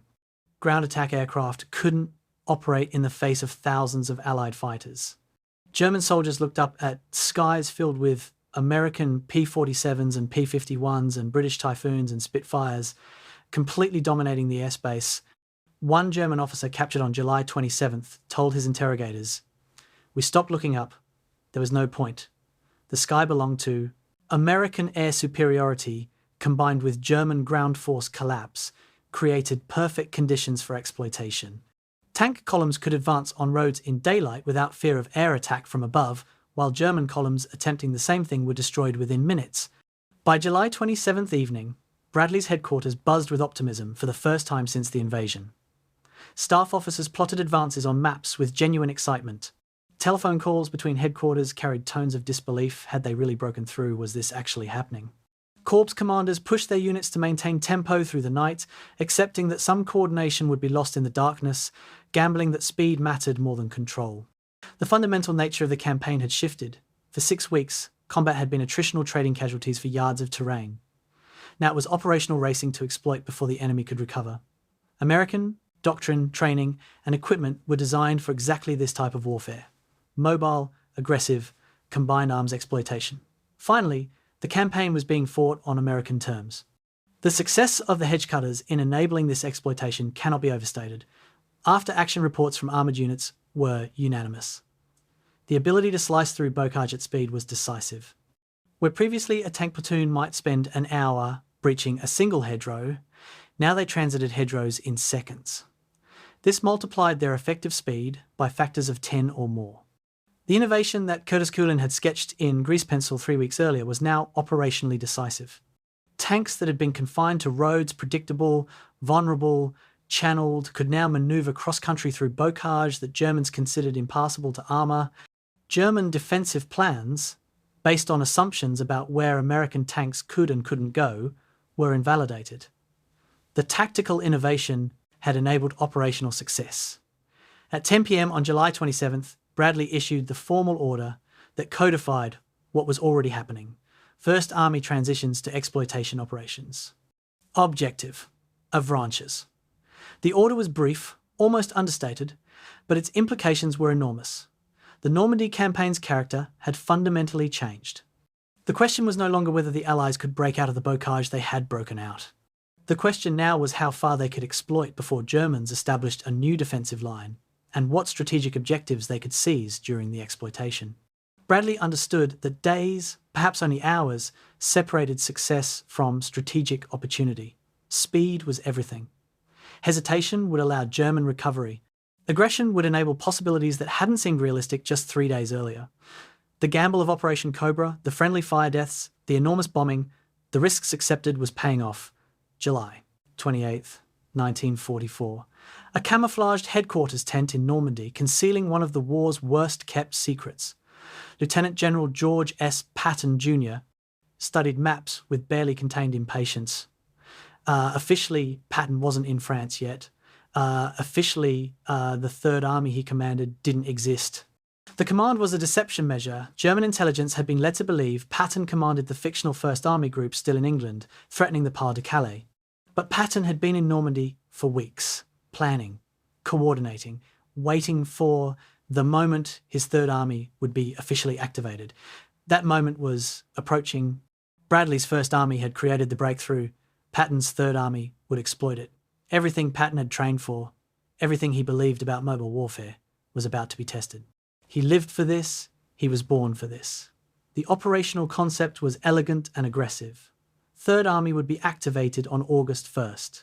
At that moment, Bradley would be promoted to command 12th Army Group, overseeing both 1st and 3rd Armies. Lieutenant General Courtney Hodges would assume command of 1st Army. Patton's Third Army would consist initially of 4 corps and 8 divisions, with more units flowing in as the exploitation developed. The plan called for Third Army to punch through the gap that First Army's Cobra operation had created, then split into multiple prongs. One corps driving west into Brittany to capture ports, other corps driving southeast and east into interior France, unhinging the entire German position in Normandy.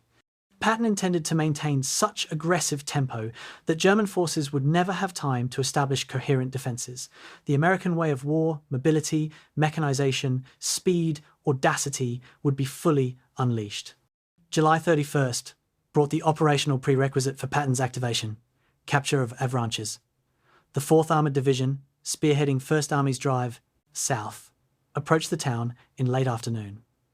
Avranches sat on high ground overlooking the Seine River, controlling the roads leading west into Brittany and south into interior France. More critically, the town controlled an intact bridge over the Saloon River just south of Avranches. German demolition teams had prepared the bridge for destruction but hesitated, unsure whether their own forces might need it for withdrawal. American armour didn't hesitate. Task forces from 4th Armoured Division stormed into Avranches at 8 p.m, securing the town and the bridge in a sharp firefight that lasted until midnight. By dawn on August 1st, engineers were reinforcing the bridge and military police were establishing traffic control. The gateway to France was open. August 1st, 1201A, Third Army officially activated. Patton's command now included the 8th Corps, already moving through Avranches toward Brittany, and the 15th Corps, positioning to drive southeast. Patton's operational philosophy was simple to articulate and brutal to execute. Drive like hell. He didn't want careful advances. He didn't want units waiting for flanks to be secured. He wanted speed, maximum speed, constantly maintained, giving Germans no opportunity to react. His corps commanders received orders that emphasized tempo above all else. Bypass strong points, let following infantry deal with them, keep the armor moving, accept risks to maintain momentum. Patton told them if they encountered resistance, they were probably going the wrong way. Real exploitation meant driving through gaps, not fighting through strong points. The Avranches Bridge became one of the critical bottlenecks of the entire campaign. Every vehicle of Third Army, every tank, truck, artillery piece, jeep, half-track, had to funnel through this single crossing point to enter the exploitation area. The bridge could accommodate one-way traffic only, requiring precise traffic control.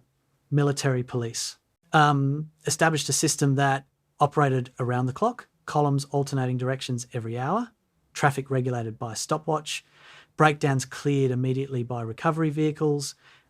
Over 72 hours, 21,000 vehicles passed through Avranches. It was a logistical tour de force and a massive vulnerability. If German air power had been capable of destroying the bridge, Third Army's exploitation would have been stopped cold. But the Luftwaffe was absent. American engineers worked continuously to build alternate crossings, but for those critical first 3 days, everything depended on one bridge and the military police who controlled it. August 2nd brought the full fury of American mobile warfare into operational reality. The 4th Armoured Division, already through Avranches, raced west and south with multiple task forces operating semi-independently. One task force covered 42 miles in a single day speeds that seemed impossible given the bocage terrain made possible by hedge cutters and by the complete collapse of organised German resistance in the exploitation area. German units attempting to establish blocking positions found American tanks appearing from unexpected directions, bypassing their positions, appearing in their rear areas. The speed of advance created chaos in German command systems. By the time German headquarters learned American forces were at position A, those forces had already moved to position B or C. Orders to counterattack positions were obsolete before the orders arrived. August 4th brought capture of Rennes, a major city 60 miles from the Cobra starting point. The 15th Corps entered Rennes against minimal resistance and found it nearly undefended. German garrison forces had evacuated days earlier, fearing encirclement. The city's liberation was celebrated by French civilians who emerged from hiding to cheer American troops. But the operational significance was greater than the political symbolism. Rennes was a major road hub controlling routes throughout Brittany and into interior France. Its capture gave Third Army options: multiple axes of advance, ability to shift forces rapidly between sectors, strategic flexibility that German commanders couldn't match. Patton's forces were now averaging 15 miles per day of sustained advance, a rate unprecedented for large formations conducting offensive operations. The Brittany operation, while strategically questionable in retrospect, demonstrated Third Army's operational capabilities.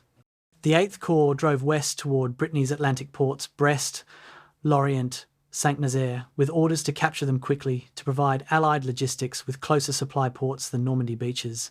Patton committed one corps to this mission, while keeping his other corps driving east and southeast. The Brittany ports turned out to be more heavily defended than expected, with German garrisons that would require weeks to reduce. But the important point was Third Army's ability to conduct multiple corps-level operations simultaneously across a front that now extended over 100 miles. Patton's headquarters coordinated movements of 8 divisions operating on diverging axes, maintained logistical support despite extended supply lines, and kept relentless pressure on disintegrating German forces. German command response to Third Army's activation was paralysed by Hitler's interference. Field Marshal Günther von Kluge, commanding German forces in the west, requested permission to conduct fighting withdrawal to the Seine River, where German forces might establish defensible positions. Hitler refused. Kluge requested permission to abandon Brittany and concentrate forces to seal the Avranches gap. Hitler refused. Instead, Hitler demanded counterattack, specifically an armoured counterattack westward through Avranches to cut off Third Army's advance and restore the defensive line. Kluge knew this was operationally impossible with available forces and would commit Germany's remaining armour reserves to an offensive that would almost certainly fail, but Hitler insisted. German planning began for Operation Lüttich, a counter-offensive at Mortain that would have catastrophic consequences for German forces. By August 5th, the transformation of the Normandy campaign was complete. 7 days earlier, American forces had been grinding through Bocage at enormous cost. Now, Third Army was ranging across Brittany and interior France with exploitation speeds that resembled 1940s German blitzkrieg through this same terrain. 8 German divisions had been effectively destroyed in the Cobra breakthrough. 20 more were disorganized, retreating, or attempting unsuccessfully to establish new defensive lines. The strategic situation that had seemed stalemated in mid-July was now fluid beyond anything Allied planners had projected. Questions emerged. How far could the exploitation run? Where would Germans establish their next defensive line, the Seine, the Somme, the German border itself? And most critically, could the Allies sustain logistics to support advances that were outrunning supply trucks? Success was creating its own challenges. August 2nd, 1944. The Führerhauptquartier, Wolfslair, East Prussia. Adolf Hitler studied maps of Normandy with growing fury. 7 weeks after the Allied invasion, Anglo-American forces were breaking out of the beachhead he'd promised would be contained. Worse, they were exploiting through exactly the terrain, Avranches and the corridor to Brittany, that German planning had identified as the critical vulnerability. Hitler's generals wanted to retreat, establish new defensive lines, preserve forces for future battles. Hitler saw retreat as defeatism, and defeatism as betrayal. He had another idea, one that matched his understanding of warfare: counterattack. Specifically, gather every available panzer division, strike west through Mortain to Avranches, sever the American penetration at its base, and restore the defensive line. His generals considered this plan strategic insanity. Hitler didn't care. He gave the order. Field Marshal von Kluge received Hitler's directive with despair bordering on desperation. Operation Lüttich, as the counter-offensive was codenamed, required assembling 4 panzer divisions for a coordinated assault westward. In theory, this was feasible. The 1st SS Panzer Division, 2nd Panzer Division, 2nd SS Panzer Division, and 116th Panzer Division were available, or could be made available. In practice, every aspect of the operation was compromised from conception. The divisions were under strength from continuous combat. Moving them into assembly areas required daylight movement under Allied air supremacy, suicidal. The attack axis through Mortain was terrain constrained by ridges and valleys that channeled armoured movement. Allied forces, with complete signals intelligence from Ultra, would detect the concentration, and even if the attack somehow achieved surprise and initial success, it would push German armour deeper into a potential encirclement rather than withdrawing them to safety. August 6th, 2 a.m. Mortain, Normandy. The German offensive began under cover of darkness with approximately 120 tanks driving west. The initial assault achieved tactical surprise against the 30th Infantry Division, the same unit that had been bombed by friendly fire on July 24th and 25th, then fought through the Cobra breakthrough. Now they faced the concentrated weight of German armour attempting to overrun their positions.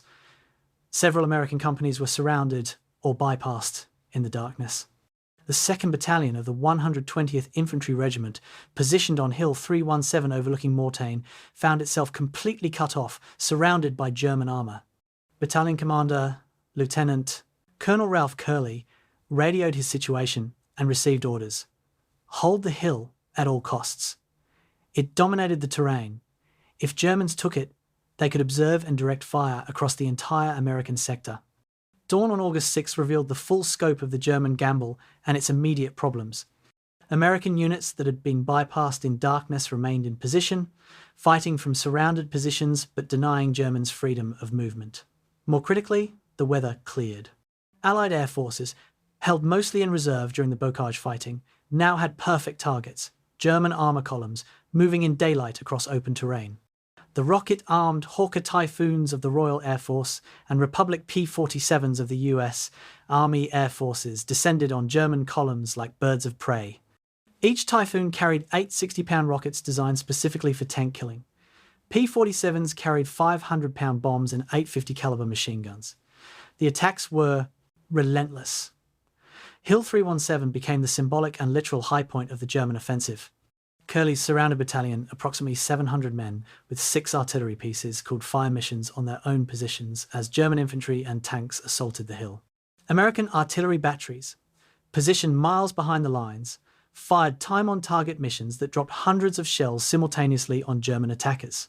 The surrounded battalion's forward observers directed strikes with suicidal precision, sometimes calling adjustments that brought shells within 50 yards of their own foxholes. German attacks surged forward repeatedly, sometimes reaching the American perimeter, always being thrown back. Curley's men were running low on ammunition, low on medical supplies, completely surrounded, but refusing to yield. By August 7th, the German offensive had clearly failed operationally, even as it continued tactically. The furthest German penetration was only 4 miles west of Mortain, nowhere near Avranches, nowhere near cutting American supply lines. Allied air attacks had destroyed or damaged approximately 70 German tanks in 2 days. The 2nd Panzer Division reported losing 50% of its armour. The 116th Panzer Division was combat ineffective.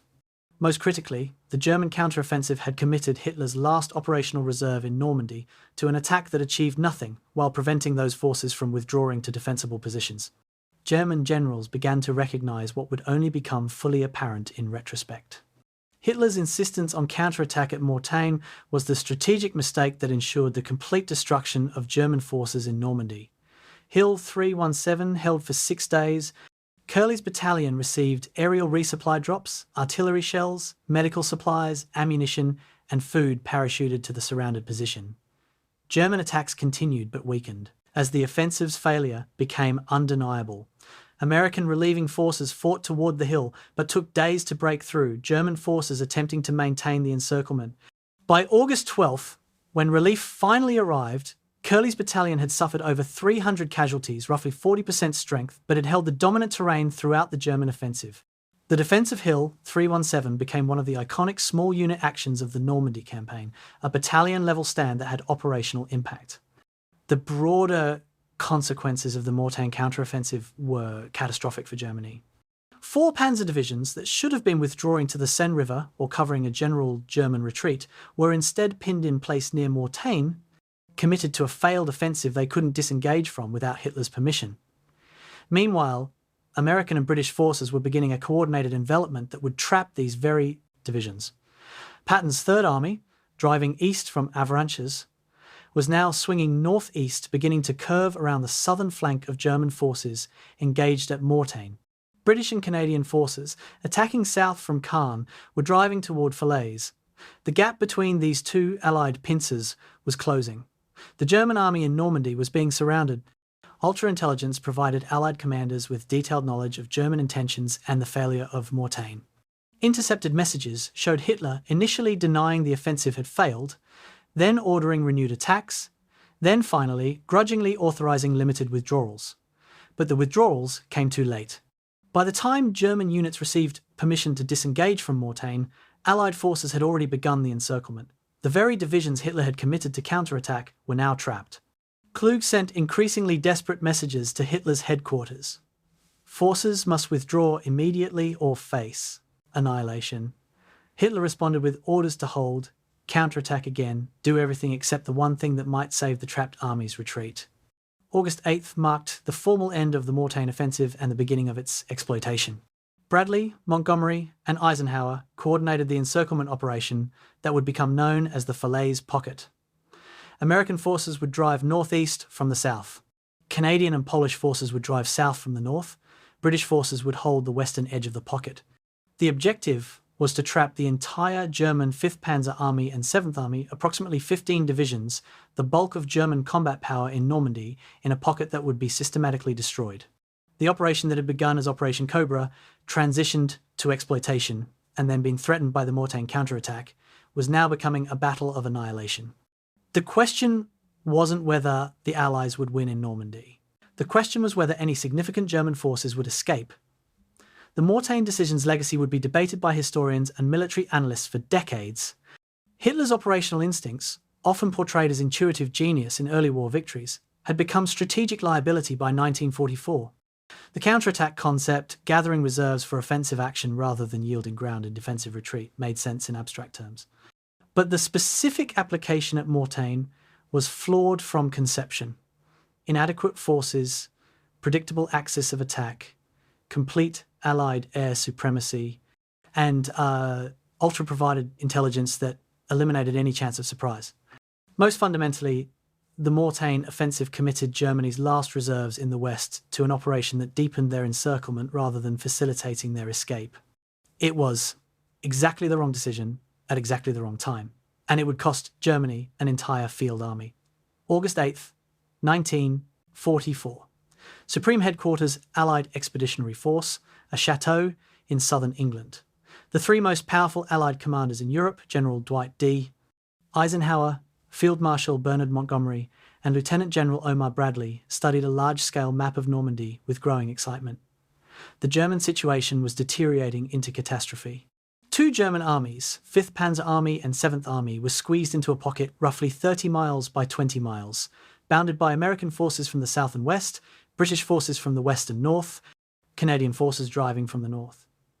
The pocket's eastern edge remained open, a gap through which German forces might escape toward the Seine River.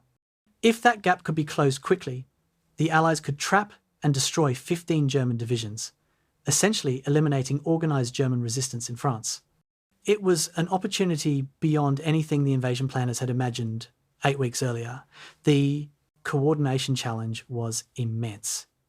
Montgomery commanded overall ground forces under Eisenhower's strategic direction. Bradley commanded American 12th Army Group. British General Miles Dempsey commanded 2nd British Army. Canadian General Henry Crerar commanded 1st Canadian Army. Polish units operated under Canadian command. Each national contingent had different operational procedures, communication systems, and tactical doctrines. Yet all needed to coordinate precisely to close the pocket without allowing German escape or causing friendly fire between converging forces. The boundary between American and Canadian forces became the critical line where their forward elements would meet to seal the encirclement. That boundary ran through two small towns, Argentan in American sector and Falaise in Canadian sector. The gap between them was approximately 15 miles. Close that gap, and the trap would be sealed. August 13th brought American forces to Argentan. The 15th Corps, spearheading Patton's drive northeast, captured the town against disorganised German resistance and prepared to continue north toward Falaise. Patton's instinct was to keep driving close the gap himself. Don't wait for Canadians who are making slower progress against stronger German resistance. He requested permission from Bradley to advance beyond the designated army group boundary. Bradley refused. His reasoning was partly political. Montgomery commanded ground forces. Changing boundaries without his approval would cause command friction.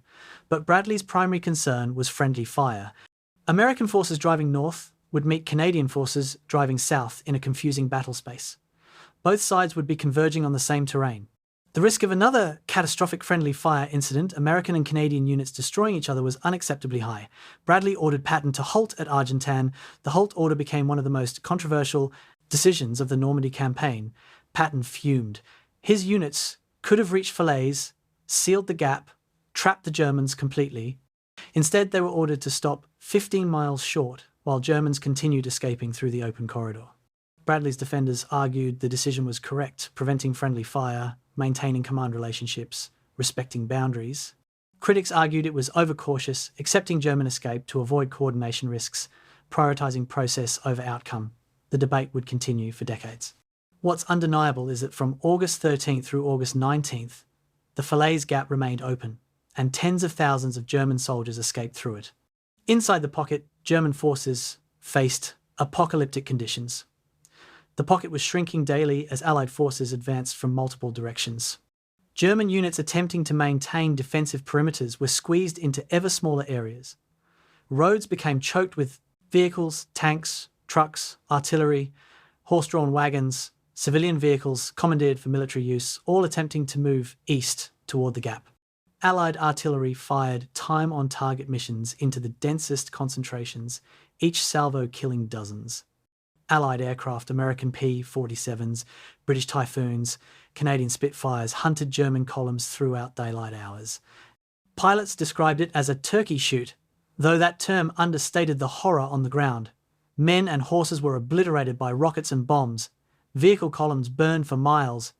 The roads became impassable, blocked by destroyed equipment and corpses. August 16th through 19th marked the final agony of the encirclement. The pocket had shrunk to approximately 10 miles by 8 miles. Approximately 100,000 German soldiers were trapped inside, attempting to escape through a corridor that narrowed to less than 5 miles between Argentan and Falaise. Allied artillery from both sides fired into the corridor continuously.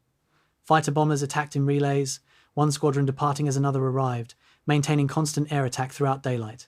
The Germans organised nighttime breakout attempts, moving under cover of darkness when Allied airpower was less effective. Some units successfully fought their way east, taking heavy casualties but preserving some combat effectiveness. Other units disintegrated completely, soldiers abandoning equipment and fleeing as individuals or small groups. The terrain between Falaise and Argentan became known as the Corridor of Death. After-action reports described scenes of indescribable carnage. Bodies human and horse littered the roads.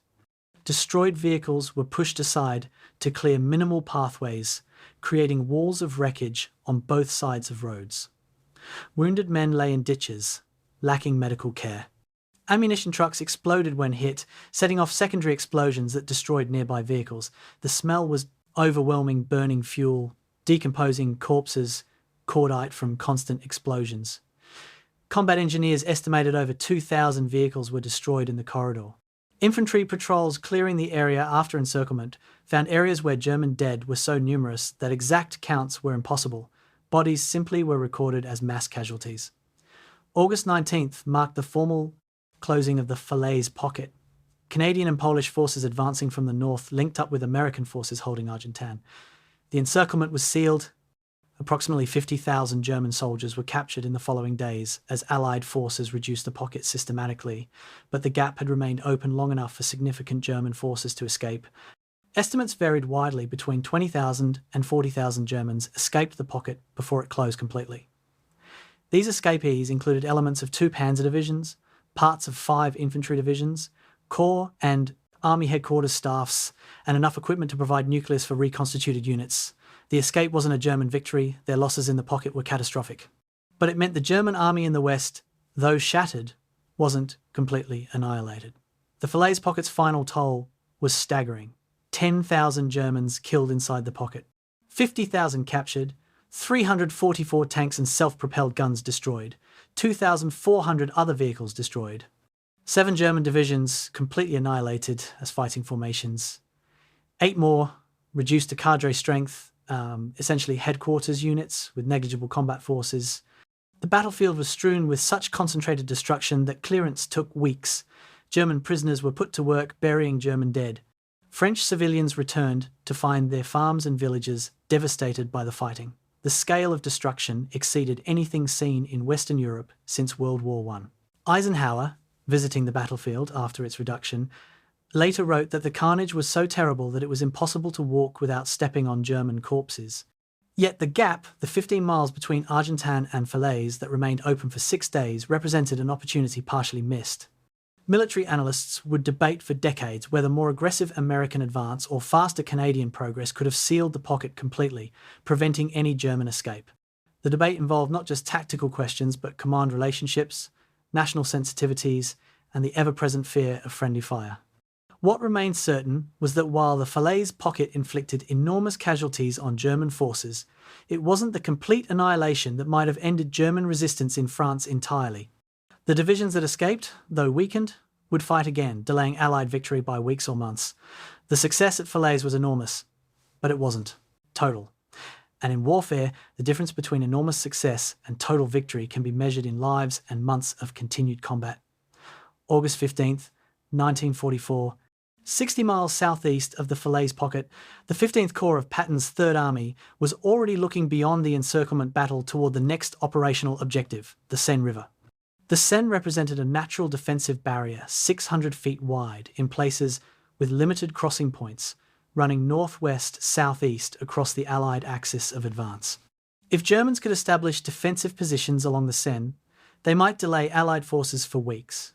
But if the Allies could seize Seine crossing points before German forces retreating from Normandy arrived, the pursuit could continue with minimal interruption. Patton's operational instinct was always to prioritize speed over consolidation. He ordered 15th Corps to drive for the Seine immediately, not waiting for the Falaise pocket to be completely reduced. Some staff officers worried about exposed flanks. Patton dismissed their concerns. Fixed flanks are monuments to stupidity.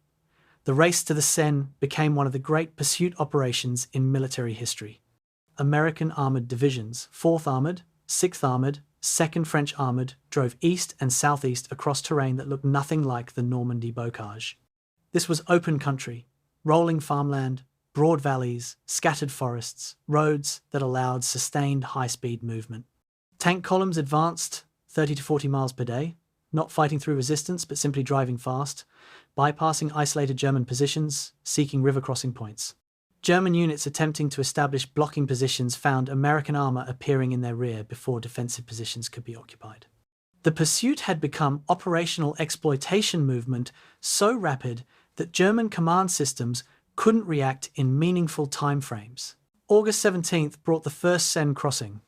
The 79th Infantry Division, advancing ahead of heavier armoured units, reached the river at Mantes-Gassecourt, about 30 miles west of Paris. German defenders had partially demolished the bridge but hadn't destroyed it completely, apparently acting on contradictory orders about whether to blow bridges immediately or preserve them for German forces still retreating from Normandy. American engineers rushed forward, assessed the damage, and determined the bridge could carry infantry immediately and could be repaired for vehicles within hours. By nightfall, the 79th Infantry had a bridgehead on the Seine's north bank. Patton, informed of the crossing, reportedly danced with joy. The Seine barrier had been breached on the first attempt. Additional crossings followed rapidly. The 5th Infantry Division crossed near Fontainebleau.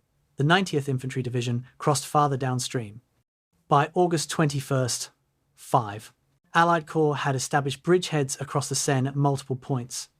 German attempts to destroy bridges were hampered by Allied air supremacy. Demolition teams working in daylight were attacked by fighter bombers. German artillery attempting to shell the crossings was targeted immediately by counter-battery fire.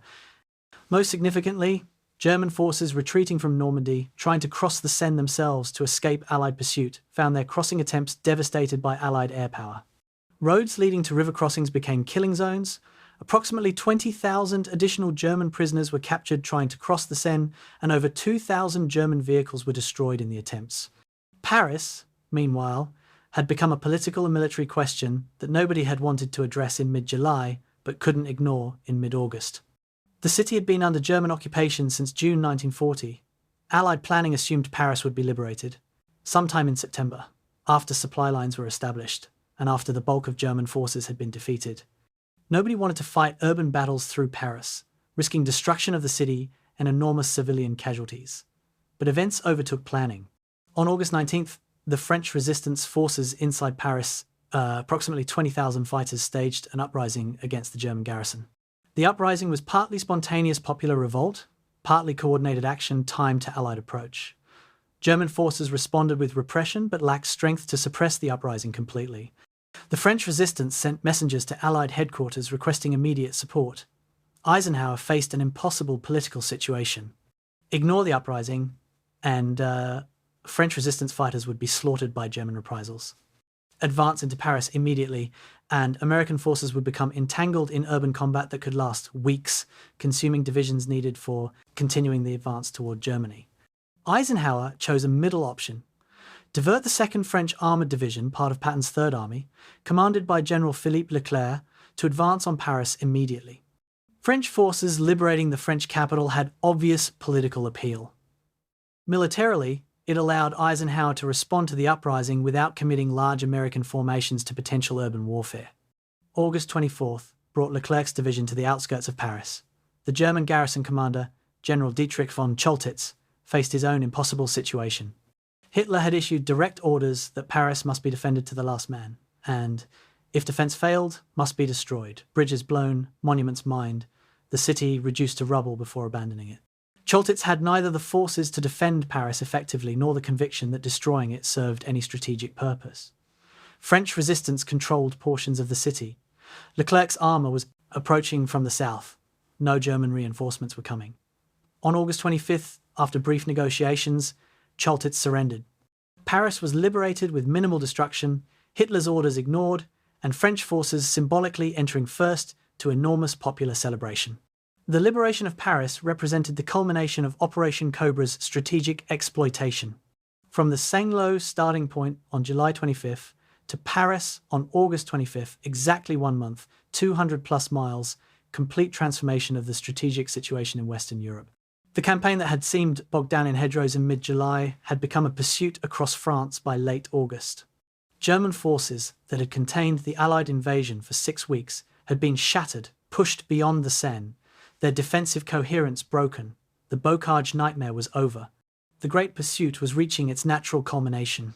But the pursuit's success was creating new problems, specifically logistics problems that would soon force operational pauses neither commanders nor strategists wanted to contemplate.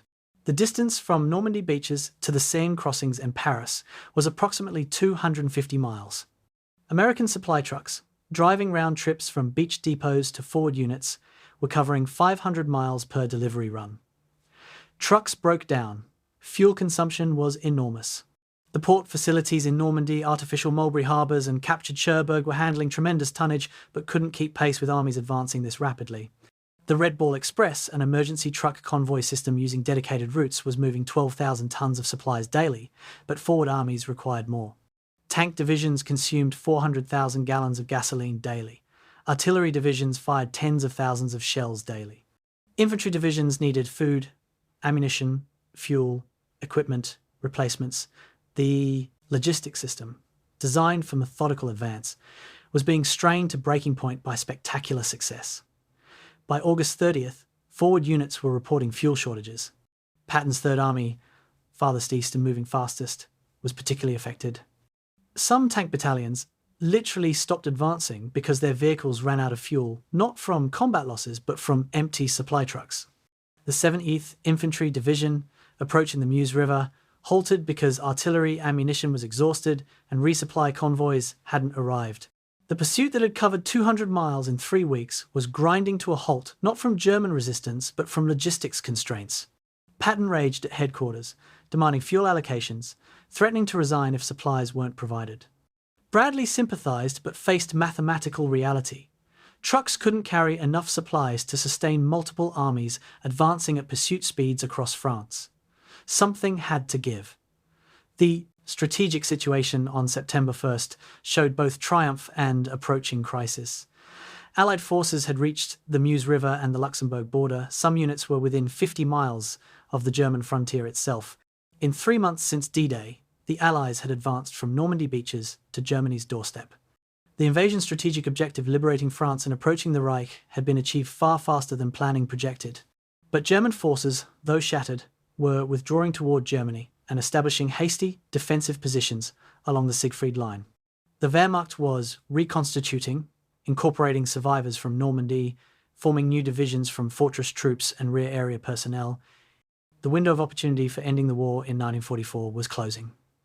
And Allied armies, at the moment they most needed momentum, were running out of fuel.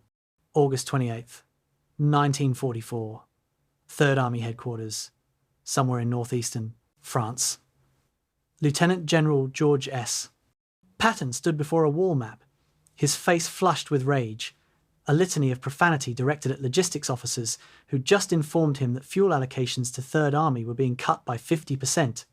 Patton's tanks had advanced 200 miles in 3 weeks. Some of his forward units were within 40 miles of the German border. The German army was shattered, retreating, disorganized. This was precisely the moment to maintain maximum pressure, to exploit success until the enemy completely collapsed. But his tanks were stopping not because Germans were stopping them, but because American supply trucks were running empty. "I can take Germany with 20 divisions in 72 hours. Patton shouted at Bradley over the telephone that evening. "But I can't do it without gasoline." The logistics crisis had been building invisibly behind the spectacular advances. Every mile forward lengthened supply lines. Every day of rapid advance consumed fuel, not just in combat vehicles, but in the trucks delivering supplies to those vehicles. Simple mathematics made the problem clear. A supply truck consuming 1 gallon of fuel per 10 miles, travelling 400 miles round trip from Normandy to forward units, burned 40 gallons to deliver its cargo. If that truck carried 1,000 gallons of fuel, 40% of the cargo was consumed just transporting the rest. The longer the supply lines stretched, the less efficient the system became.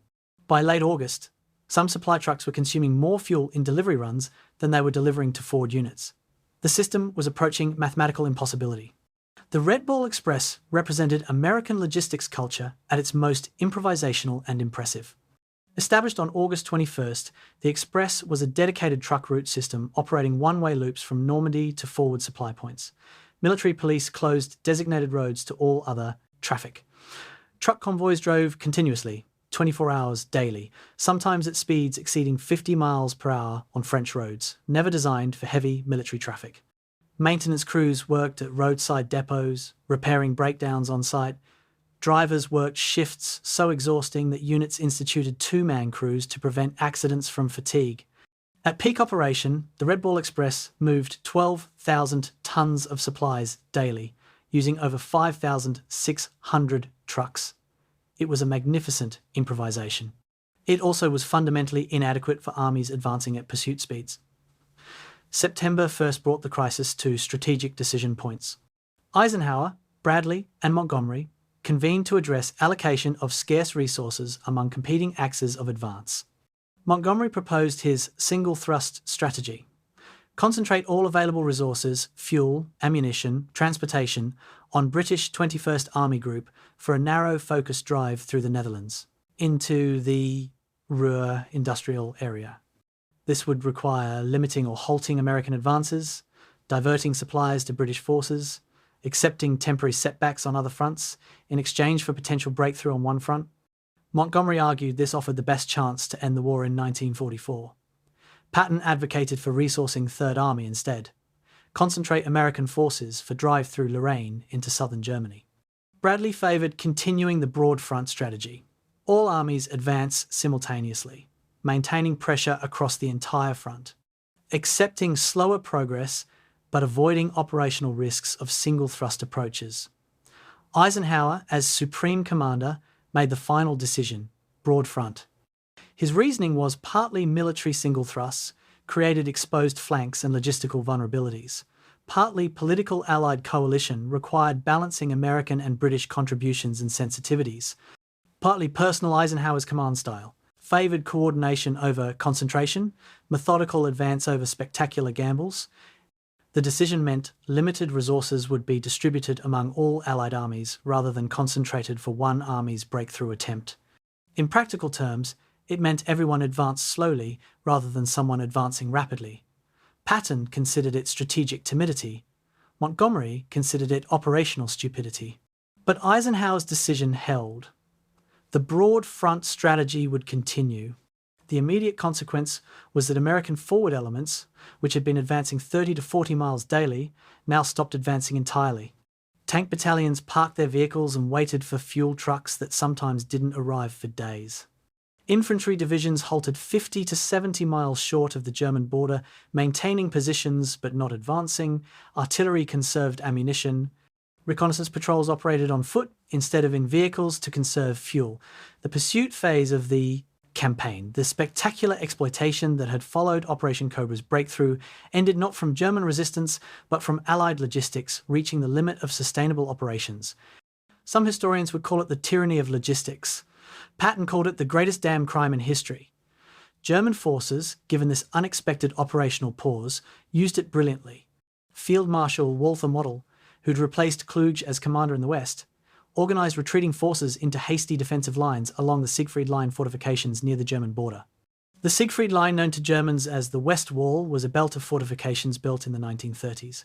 Concrete bunkers, anti-tank obstacles, minefields, interlocking defensive positions. The fortifications had been neglected during the war years, considered obsolete when Germany was conquering Europe. Now they provided ready-made defensive infrastructure. Models scraped together garrison troops, fortress battalions, police units, Luftwaffe ground personnel, naval personnel from disbanded coastal defence units, and survivors from Normandy. These motley forces occupied the Siegfried Line positions. They weren't high-quality combat formations. But they were behind fortifications, had time to prepare, and faced Allied armies that had temporarily run out of fuel. September 5 through 15 marked the period historians would later identify as the lost opportunity. During these days, German forces established defensive coherence along Germany's frontier.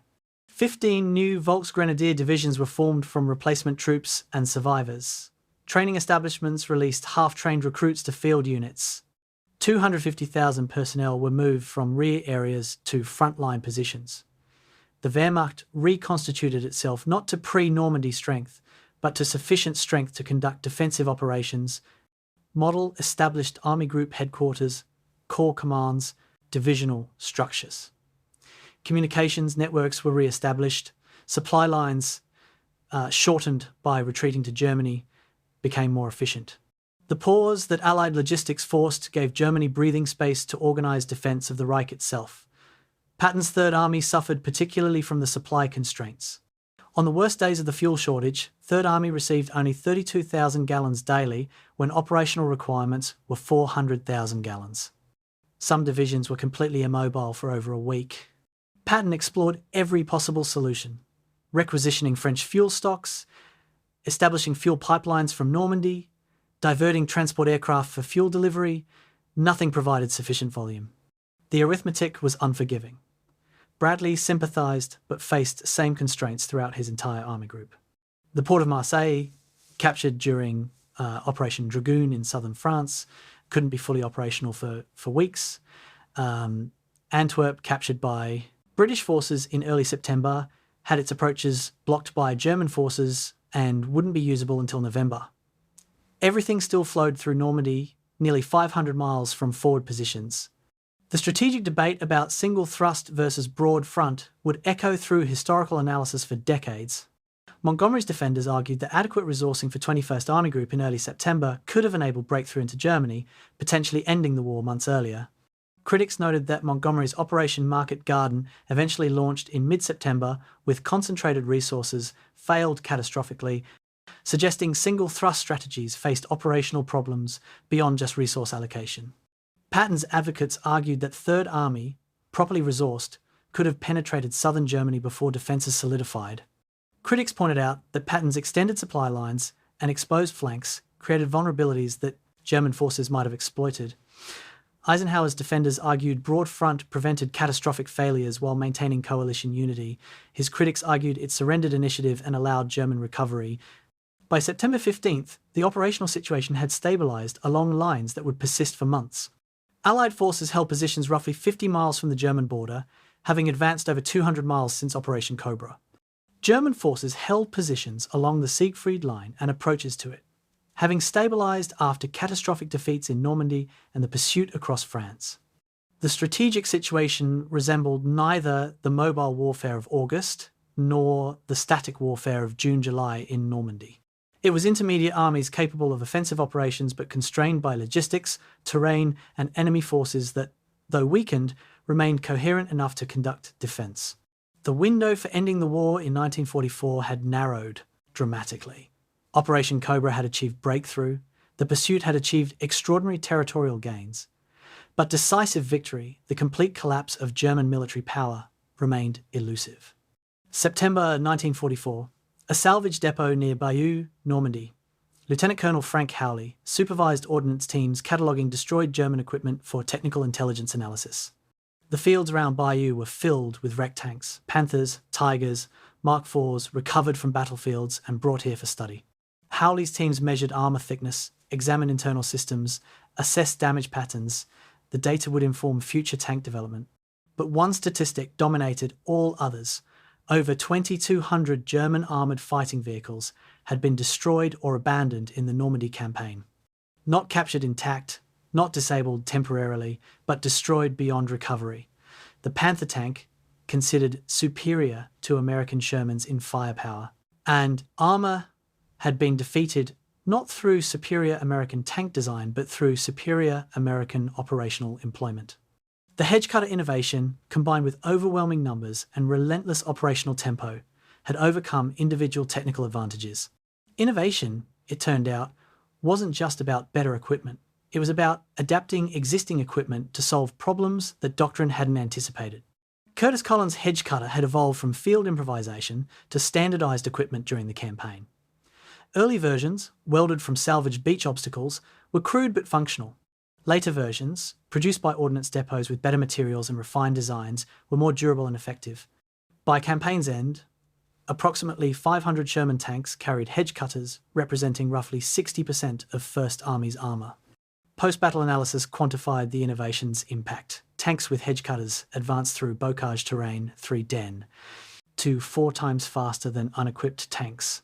In the critical exploitation phase following Cobra, this speed differential was operationally decisive. Hedge cutters enabled the mobility that turned tactical breakthrough into strategic pursuit. Without them, the bocage would have continued constraining movement even after German defences collapsed. The air-ground coordination that Operation Cobra required, despite the tragic friendly fire casualties, represented significant doctrinal evolution. Pre-invasion doctrine assumed air and ground forces operated semi-independently. Air forces interdicted enemy rear areas. Struck strategic targets provided battlefield air superiority. Close air support existed but wasn't emphasized.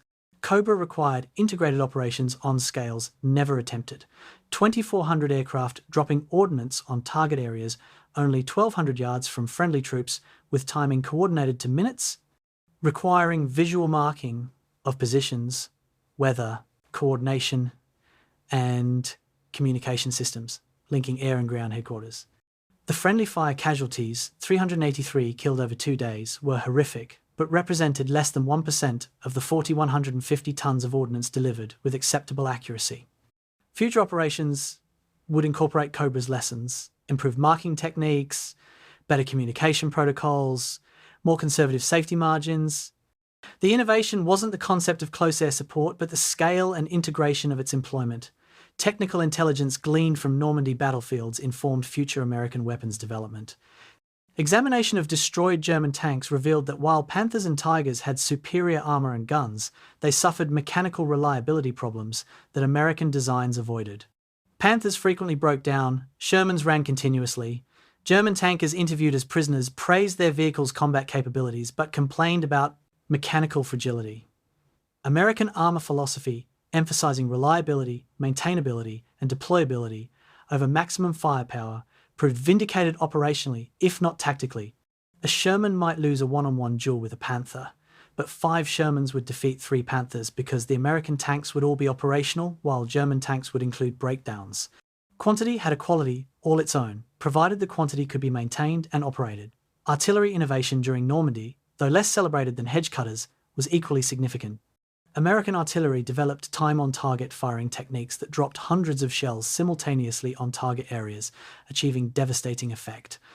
Forward observer networks, using VHF radios and proximity to frontline units, could call fire missions within minutes.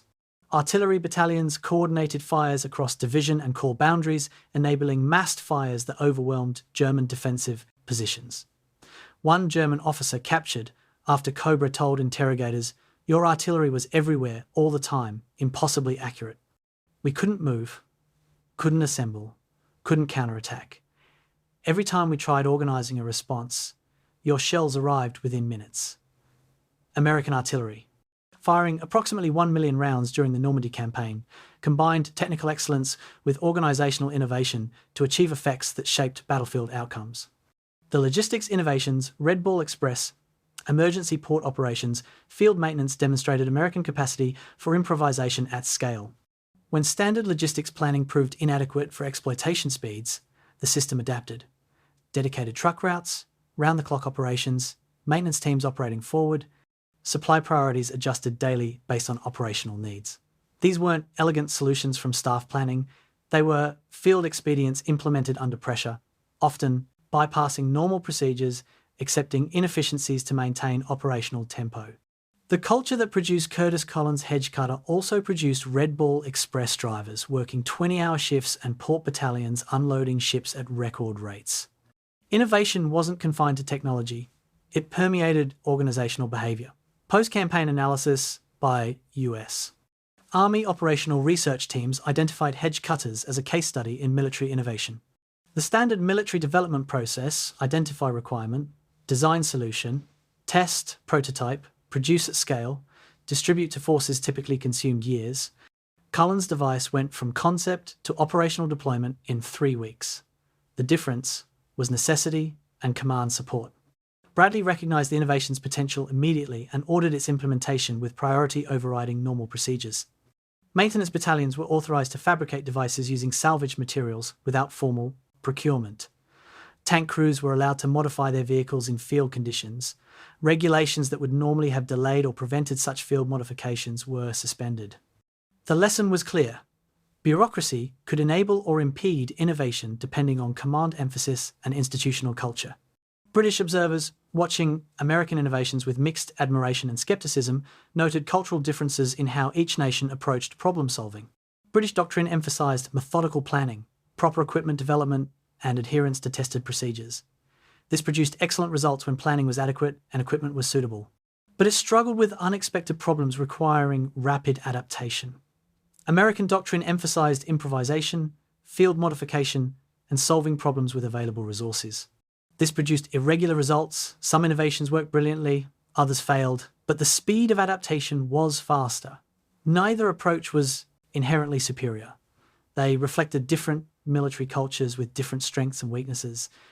But in Normandy's specific circumstances, unexpected bocage problems requiring rapid solutions, the American approach proved advantageous. The Sherman tank, despite being outmatched by German Panthers and Tigers in armour and firepower, proved more successful operationally because it integrated innovations rapidly. Shermans received hedge cutters within weeks of the innovation's invention. Shermans were maintained by crews and battalion-level mechanics using common parts and simple tools. Shermans were produced in quantities that allowed accepting higher loss rates. Shermans were shipped across the Atlantic reliably and deployed to forward units consistently.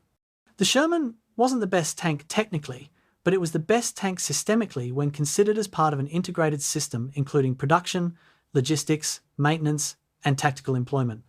Technical superiority in isolated platforms mattered less than systemic effectiveness across entire operational chains. The Normandy campaign's technical and tactical innovations would influence American military doctrine for decades. The hedge cutter became a symbol of field ingenuity, celebrated in training and professional military education. Air-ground coordination techniques developed during Cobra informed close air support doctrine through the Cold War and into modern operations. Artillery time-on-target procedures became standard practice. Logistics improvisation under operational pressure became expected organizational behavior rather than emergency exception. Operation Cobra succeeded through multiple innovations, some technological, some organizational, some tactical, implemented simultaneously under combat conditions. The campaign demonstrated that innovation wasn't just about inventing new capabilities. It was about adapting existing capabilities to solve problems that planning hadn't anticipated and doctrine hadn't addressed. Curtis Cullen's grease pencil sketch on a truck fender embodied a culture that would shape American military power for generations. October 1944. The U.S. Army Command and General Staff College, Fort Leavenworth, Kansas. Colonel Bernard Thompson taught operational art to field-grade officers rotating back from combat for advanced education. On the blackboard, he sketched Operation Cobra's phases: preparation, breakthrough, exploitation, encirclement, pursuit. His students, majors, and lieutenant colonels with combat experience studied the schematic and asked the obvious question: what made Cobra succeed where other breakthrough attempts failed? Thompson's answer was complex, but it began with a simple observation. Cobra achieved operational level effects through coordinated employment of all arms across multiple echelons. It wasn't just tactical success scaled up. It was qualitatively different strategic results, achieved through operational art, not merely through accumulating tactical victories. The breakthrough phase, July 25th through 27th, demonstrated classic principles of concentration of force. 4,150 tons of bombs on 5 square miles represented unprecedented firepower density. 4 infantry divisions and 2 armoured divisions advancing on 30-mile wide front concentrated 140,000 men against German defences that Cobra had reduced to perhaps 10,000 effectives. The force ratio, 14-1, overwhelmed German capacity to resist. But concentration alone didn't guarantee breakthrough. Previous operations had achieved similar concentrations without comparable success. Cobra succeeded because concentration was combined with innovation, integration, air-ground coordination, and timing exploiting immediately while defenders remained stunned. The breakthrough was methodically prepared and violently executed. The exploitation phase, July 28th through August 8th, demonstrated mobility and tempo that approached theoretical limits of mechanized operations. Third Army's activation on August 1st unleashed 4 corps conducting semi-independent operations across a front that eventually extended over 100 miles. Daily advance rates of 15 to 40 miles, sustained for 12 days, covered distances in 2 weeks that previous operations had taken months to achieve. The key was maintaining operational tempo, advancing faster than German command cycles, forcing Germans to react to situations already obsolete, preventing defensive coherence. Modern military theory calls this getting inside the enemy's decision loop. Patton called it driving like hell. The concept was identical. Speed creates confusion, confusion creates opportunity, opportunity creates success. The encirclement phase, August 8th through 21st, demonstrated one of warfare's most difficult operations, coordinating multiple armies from different nations to trap mobile enemy forces.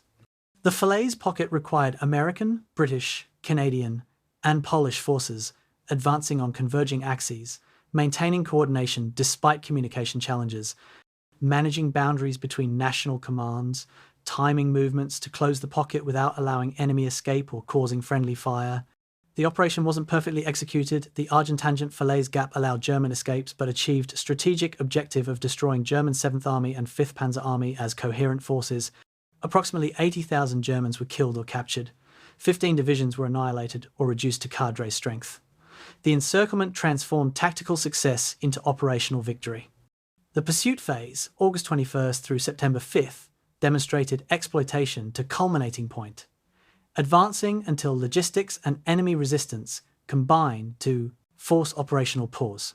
The pursuit covered 200+ miles in 15 days, an average advance rate of 13 miles per day for armies numbering hundreds of thousands of men. The pursuit seized Seine crossings, liberated Paris, reached the German frontier, but it also outran supply lines, exhausted transportation, and allowed German forces to retreat behind Siegfried Line fortifications. The pursuit's strategic results were enormous, liberating France, shattering German field armies, approaching the Reich itself. But it didn't achieve campaign's ultimate objective, ending German capacity for organized resistance. The gap between operational success and strategic victory defined the war's final 9 months. Comparative analysis illuminated Cobra's distinctiveness.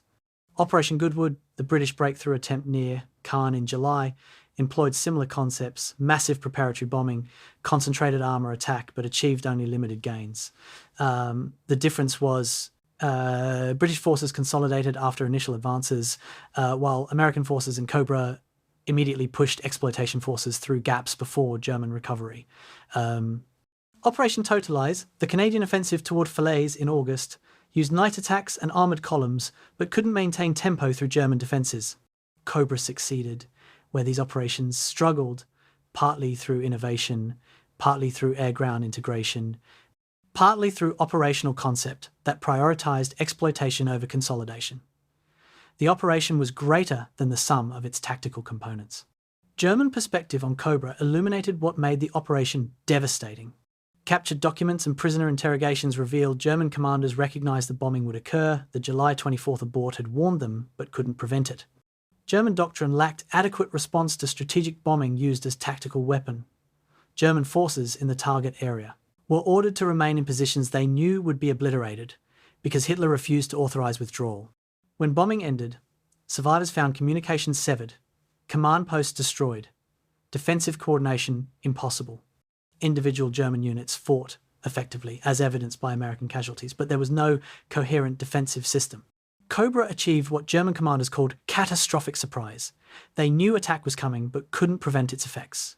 The operational level lessons from Cobra influenced post-war US Army doctrine profoundly. FM 100, the Army's capstone operations manual, incorporated Cobra's lessons about breakthrough exploitation: prepare thoroughly, strike violently, exploit immediately, maintain tempo, accept risk to sustain momentum. Air-ground coordination became doctrinal emphasis, eventually leading to creation of joint tactical air control systems. Combined arms integration, infantry, armor, artillery, engineers, air power operating in synchronized fashion became the standard rather than aspiration. Cobra demonstrated what American operational doctrine could achieve when executed well. It became the case study for teaching operational art to generations of army officers. The casualties, approximately 40,000 Allied during the Cobra operation, including breakthrough, exploitation, and Falaise encirclement, were substantial but favourable compared to German losses exceeding 400,000. More importantly, Cobra's casualties were concentrated in relatively brief period and achieved decisive results, contrasting with the preceding 6 weeks of bocage fighting that produced similar Allied casualties for minimal territorial gains. The operational art of Cobra wasn't about minimizing casualties, but about achieving strategic objectives at acceptable cost. 40,000 casualties to shatter 2 German armies and liberate France represented harsh but successful operational mathematics. Strategic consequences flowed directly from operational success. Cobra made D-Day's lodgment irreversible after August 1944. There was no possibility of Allies being driven back into the sea. Cobra destroyed German capacity for mobile defense in Western Europe. Subsequent German operations were defensive or localized counterattacks, never operational-level offensives. Cobra compressed Allied timetable reaching German border by September instead of December as planners had projected. Cobra created conditions for Operation Dragoon's success in southern France. German withdrawal from southern France occurred because Cobra had collapsed German position in Normandy.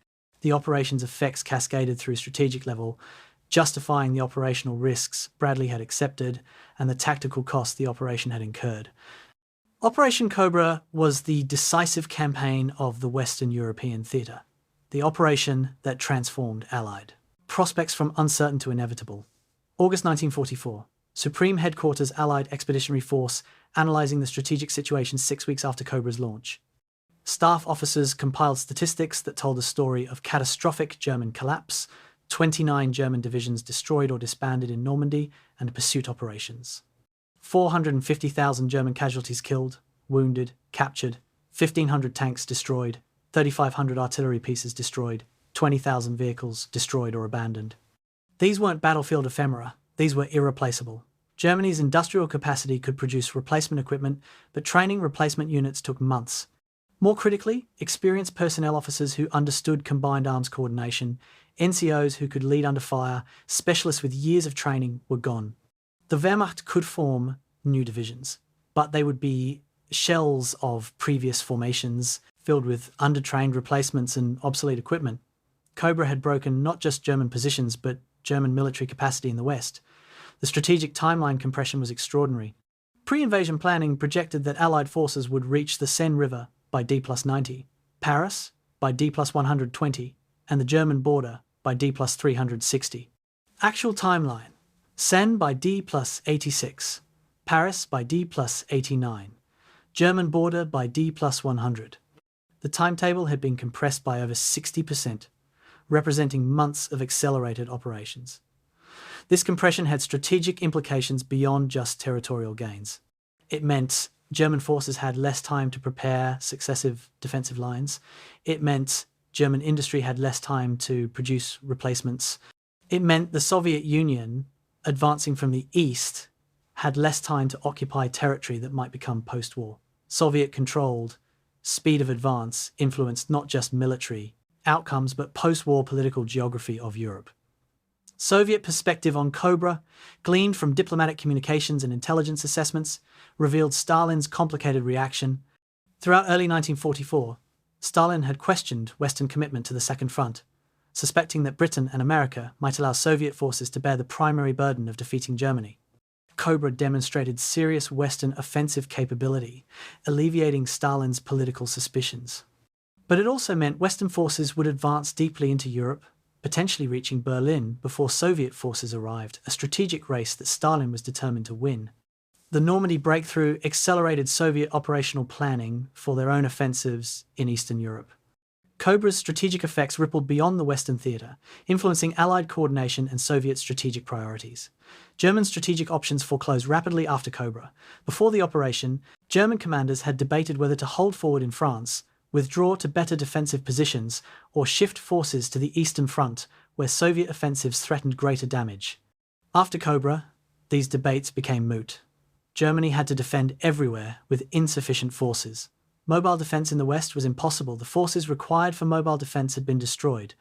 Strategic withdrawal was too late. By the time Hitler authorized withdrawals, Allied forces had already cut off retreat routes. Shifting forces to the east abandoned the West entirely.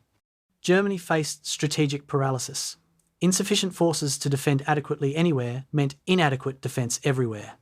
Cobra hadn't just defeated German forces in Normandy. It eliminated German strategic flexibility for the war's remainder. The manpower implications of Cobra's casualties were catastrophic for Germany. 450,000 casualties in 6 weeks exceeded Germany's capacity to replace with trained personnel.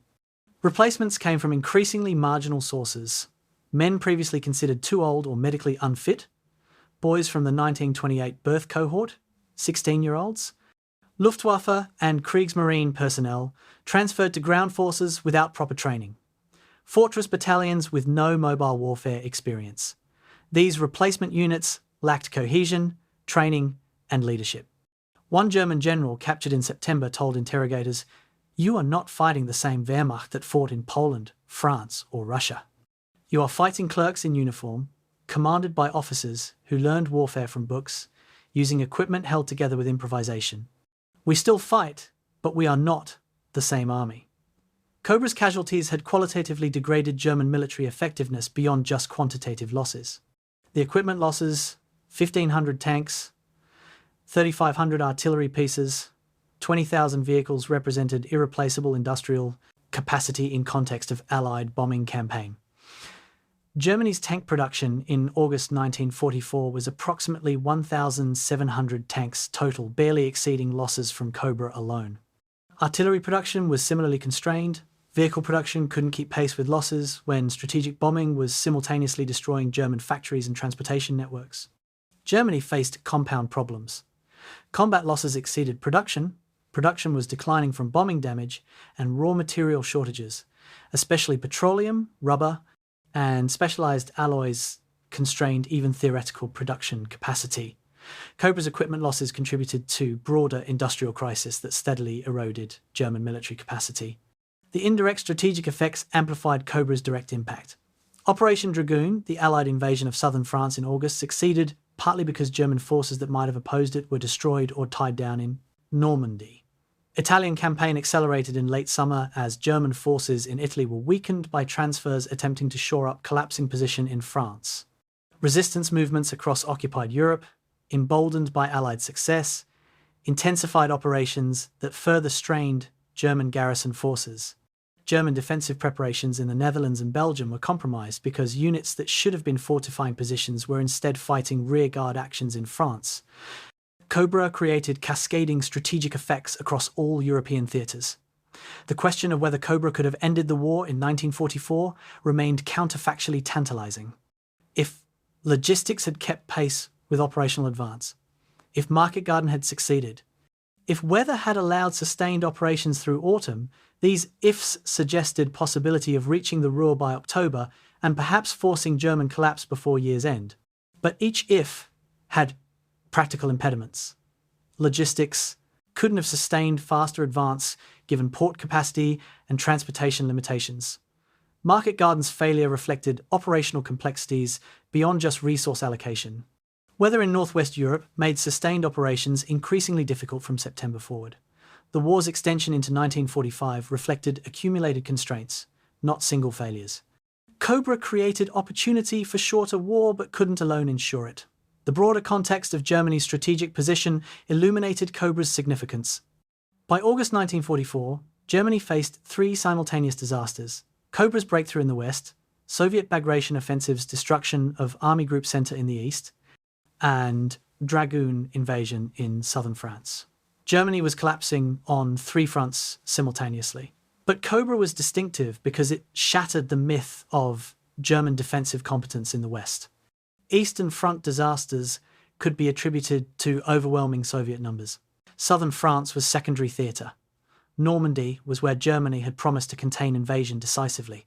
Cobra demonstrated that German forces, even fighting from prepared positions in favourable terrain, could be defeated operationally by Allied combined arms capabilities. The psychological impact on German leadership was devastating. If they couldn't hold Normandy, they couldn't hold anywhere.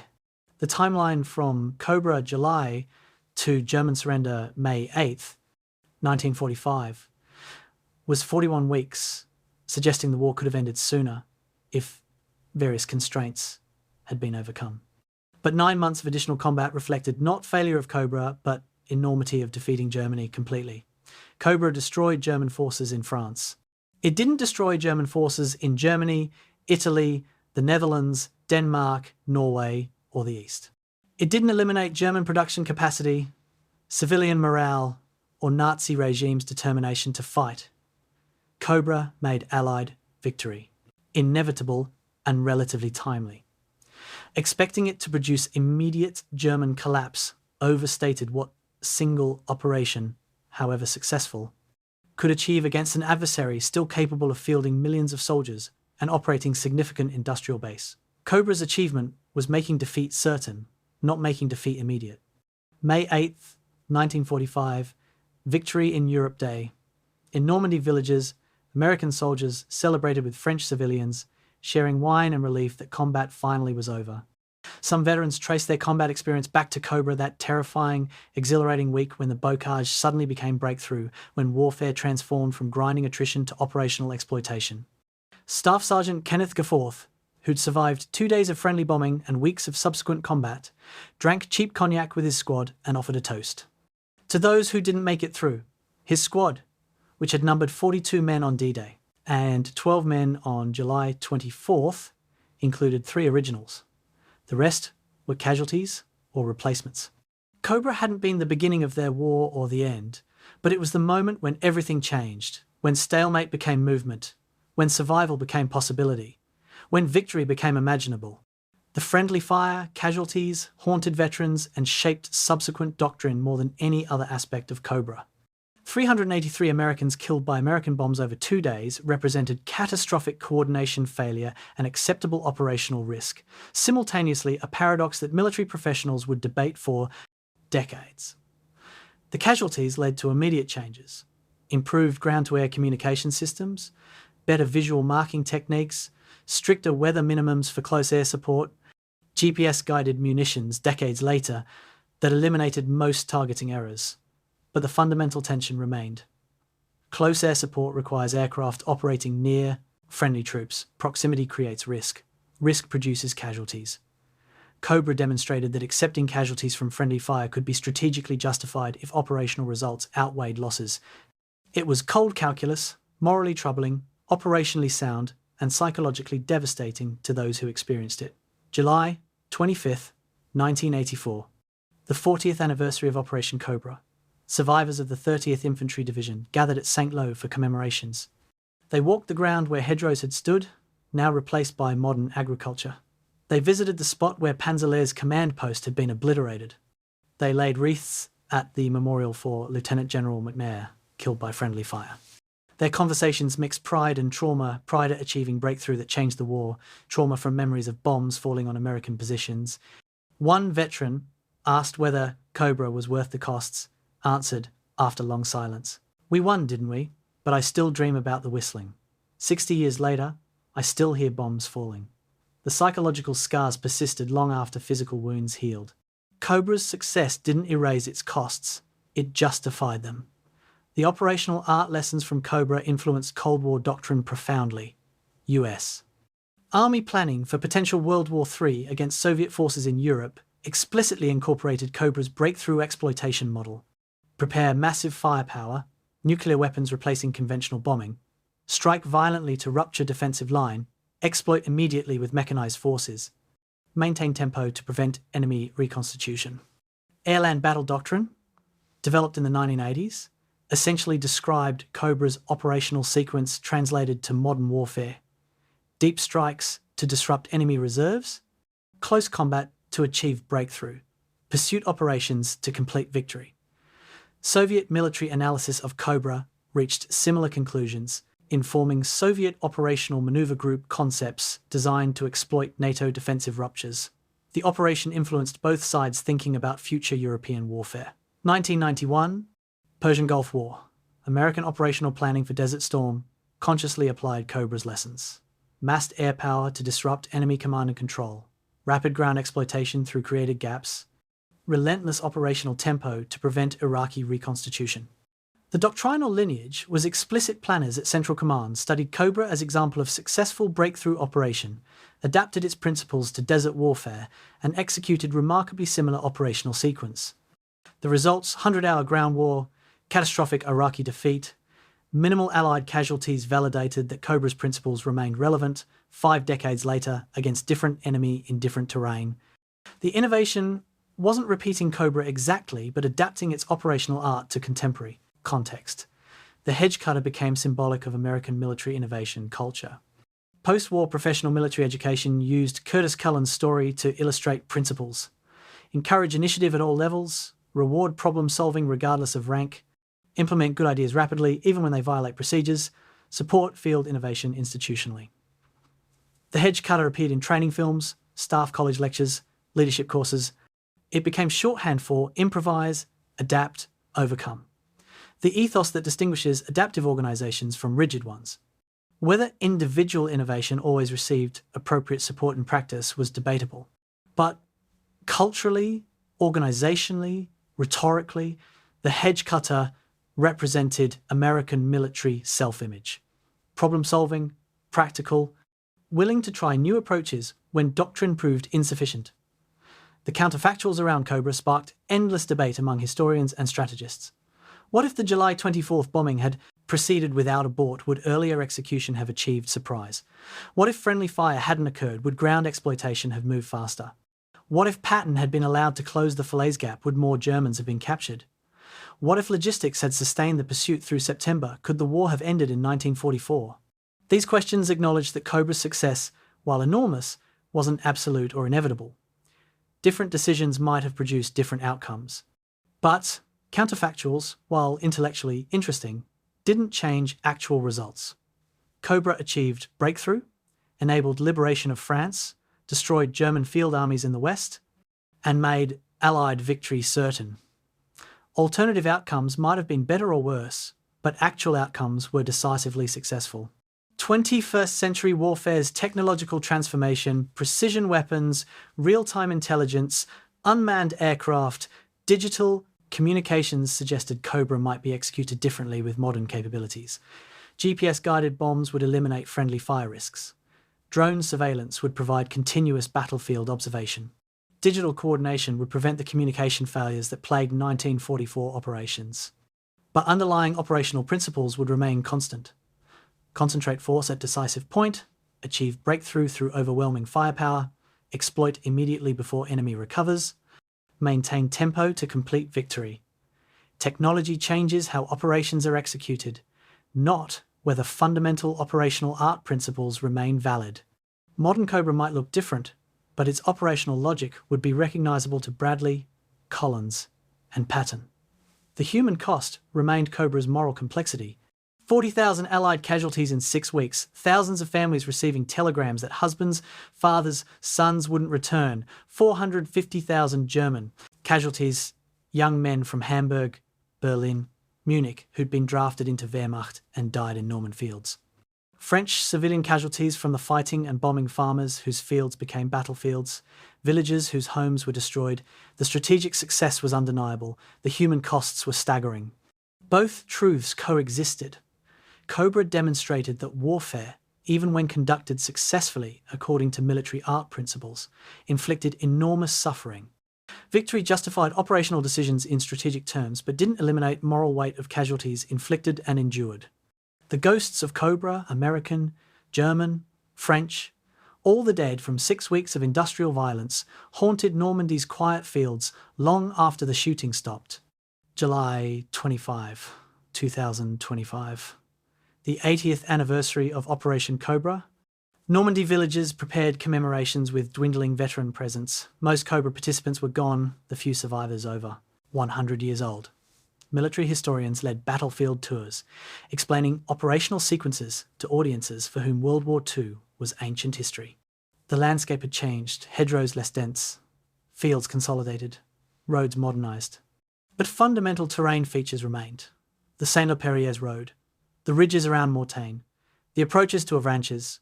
Standing on Hill 317, overlooking terrain that American and German soldiers fought across 8 decades earlier, visitors could imagine the operational drama, the tactical complexity, the human courage and suffering.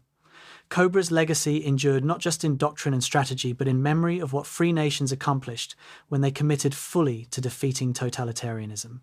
The operation's technical details would fade as generations passed.